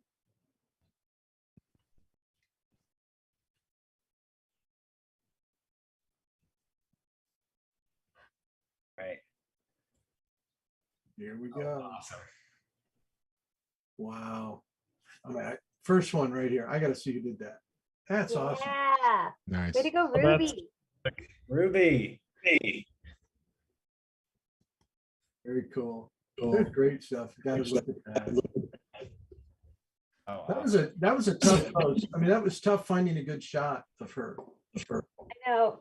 I like her too. I like her too. oh, Don. Don, you done it again. Get out of here. I still think it's Ray with light brush. He plants Don. No, They get it's together. He goes, Don, Don's a let's pick him plant. out. Don is definitely a plant. You caught me. all right. Oh, This is Martha, great. that looks so good. Very nice. These are all terrific. Wow. Wow. AJ, very Oh, nice. AJ, that's really cool. It's different. AJ, that's really interesting. I wouldn't have guessed that just looking at that was yours. I like it very much, but you're so identifiable. There's a Yeah. mood about it. And this is such a nice, light, airy, upbeat thing. It's usually not where you're headed. Yeah, his work is usually very aggressive and Yeah. and- Look at Oh, that. wow. That's fun. Really nice. Way to get all four in. Yeah, I got to do it. That's that, Jeff. There's Jeff. Jeff, Yeah. did you just stick to 4 or did you do 8? He probably did 12. Look at that. Very That was nice. a fun one. Oh, that is fun. Cool. I love how you handled the hair. Yeah. This Huh. is nice too. Yeah. Oh, that's really nice. Beautiful. Tell me where to go. I'm just That's Oh, great. I'm being pretty random about what I choose here. I love it. They're great. Yeah. Okay, Whoa. I know who that is. Yay. Wow, she's moving along, huh? Oh, Yeah. man. Oh, killing it, Felicity, huh? that turned out so great. I was hanging out with her. Getting Rebecca, and the beat by a 10-year-old. Just is what That one in the middle. Yeah, I like that one a lot. Nice. Cool. that's very nice. Love the grouping of values in that. Very well done. It's got a Sermon Hillary vibe, you know. Oh, Yeah, that's yeah, cool. yeah. Awesome. Look at that. Whoa. Oh, that's cool. Nice. I like 4-letter Hugh. 4-letter hue. I like that. Oh, Cool. Julian, that's Julian. lovely. Brilliant. Awesome. Killer, man. Yeah. Wow. I love how delicate you were on the features, but the clothes were so Yeah. bold. Yeah, the clothes were. Like a movement. Who's that? Couldn't have guessed that was I Peter. know. I know. Man, he's gotten good, hasn't he? That mouth. Steve. The mouth is great. Yeah. Yeah, it's tough to do an open smile Oh and yeah. make it, and be subtle enough to make it work. And cover up part of the smile. Yeah. It's my favorite bad tattoo to look at is bad Oh my gosh. smiles. Look at this. Gary, my God. beautiful. Wow. Wow. Gary, I was really feeling pretty good about my drawing until I opened that. Jeez, that's Wow. beautiful. That's gorgeous. We got to send Gary the wrong time for the stream, so he doesn't. Dude, Guess he looking still at it. figures it out. Oh my gosh, Come on, man. gorgeous. And Julian, Ooh, that's Julian's awesome. hanging right there with him. also gorgeous. Julian Yeah, and yeah, we're switching the time for Julian too. holy crap. That is awesome. Man, your work is on fire tonight, Gary. Wow.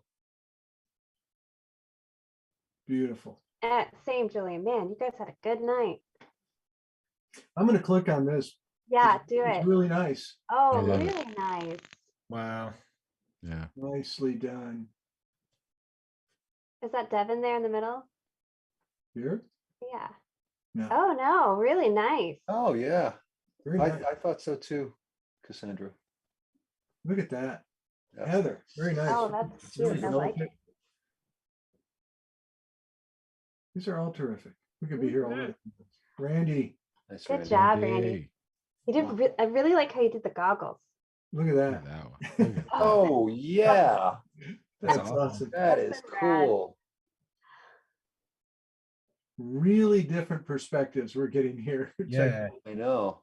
Oh yes. Oh, that's Ruby, awesome. Well done. That's fun. That's killer. That's Wow. cool. That's like Sean White Bowie. Look at that. That's beautiful. Oh, that's really nice. Really. And I feel like it's bad photography too, because it's got like this blue tint to the whole thing. Really nice. Really nice I piece. love that one in the center, man. That's Let's not Oh, talk come on, about Bill. that. Come on. we could report that. Out. Who let Bill in? That looked great. It's nice. Mhm. I know who that is too. I knew that had to be Bill. Look at that. Addie. Very Oh, nice. really nice, Addie. Yeah. Nice. Mm. There we go. Back to the Nice. right mood, AJ. That's cool. None of this pretty light, colorful stuff. But I liked that Get back to too. your mood. That's really beautiful. Yeah. That's a fun. Oh, drawing. that's great. Hey, Robin, that's Robin. great. Oh, Wow. that's great. Really nice drawing, Robin. Yeah. So many good ones in here. Who was the what? Oh, I love that. Really nice, Kelly. Yeah. Randy had said that he thinks that we were all trying to draw Sean White / Springsteen. That's great. That's Great. I don't think either of them would like the drawings. Yeah, yeah. great. That's very nice, Heather. Oh, it's really nice. There's Wesley, quite nice. Nice, Leslie. So many good things in here. Yeah. Hey, Oh, Karen. good job, Karen. I gotta click on that. Yeah, I really like it. That's fun. That's awesome. Oh, Yeah, that's great. that's so Gets cool. to the point right away, doesn't it? Oh. Wow. Great. Really Oh. good. Wow. Yeah, so is this one. That one is too. Yeah. Terrific. Yeah. Kristen, That mouth. amazing Wow. job. That's great. These are all good. Hey, Karen. Yeah. there it is. Karen, yeah. That's great. Sean looks pretty beat up, man. Yeah.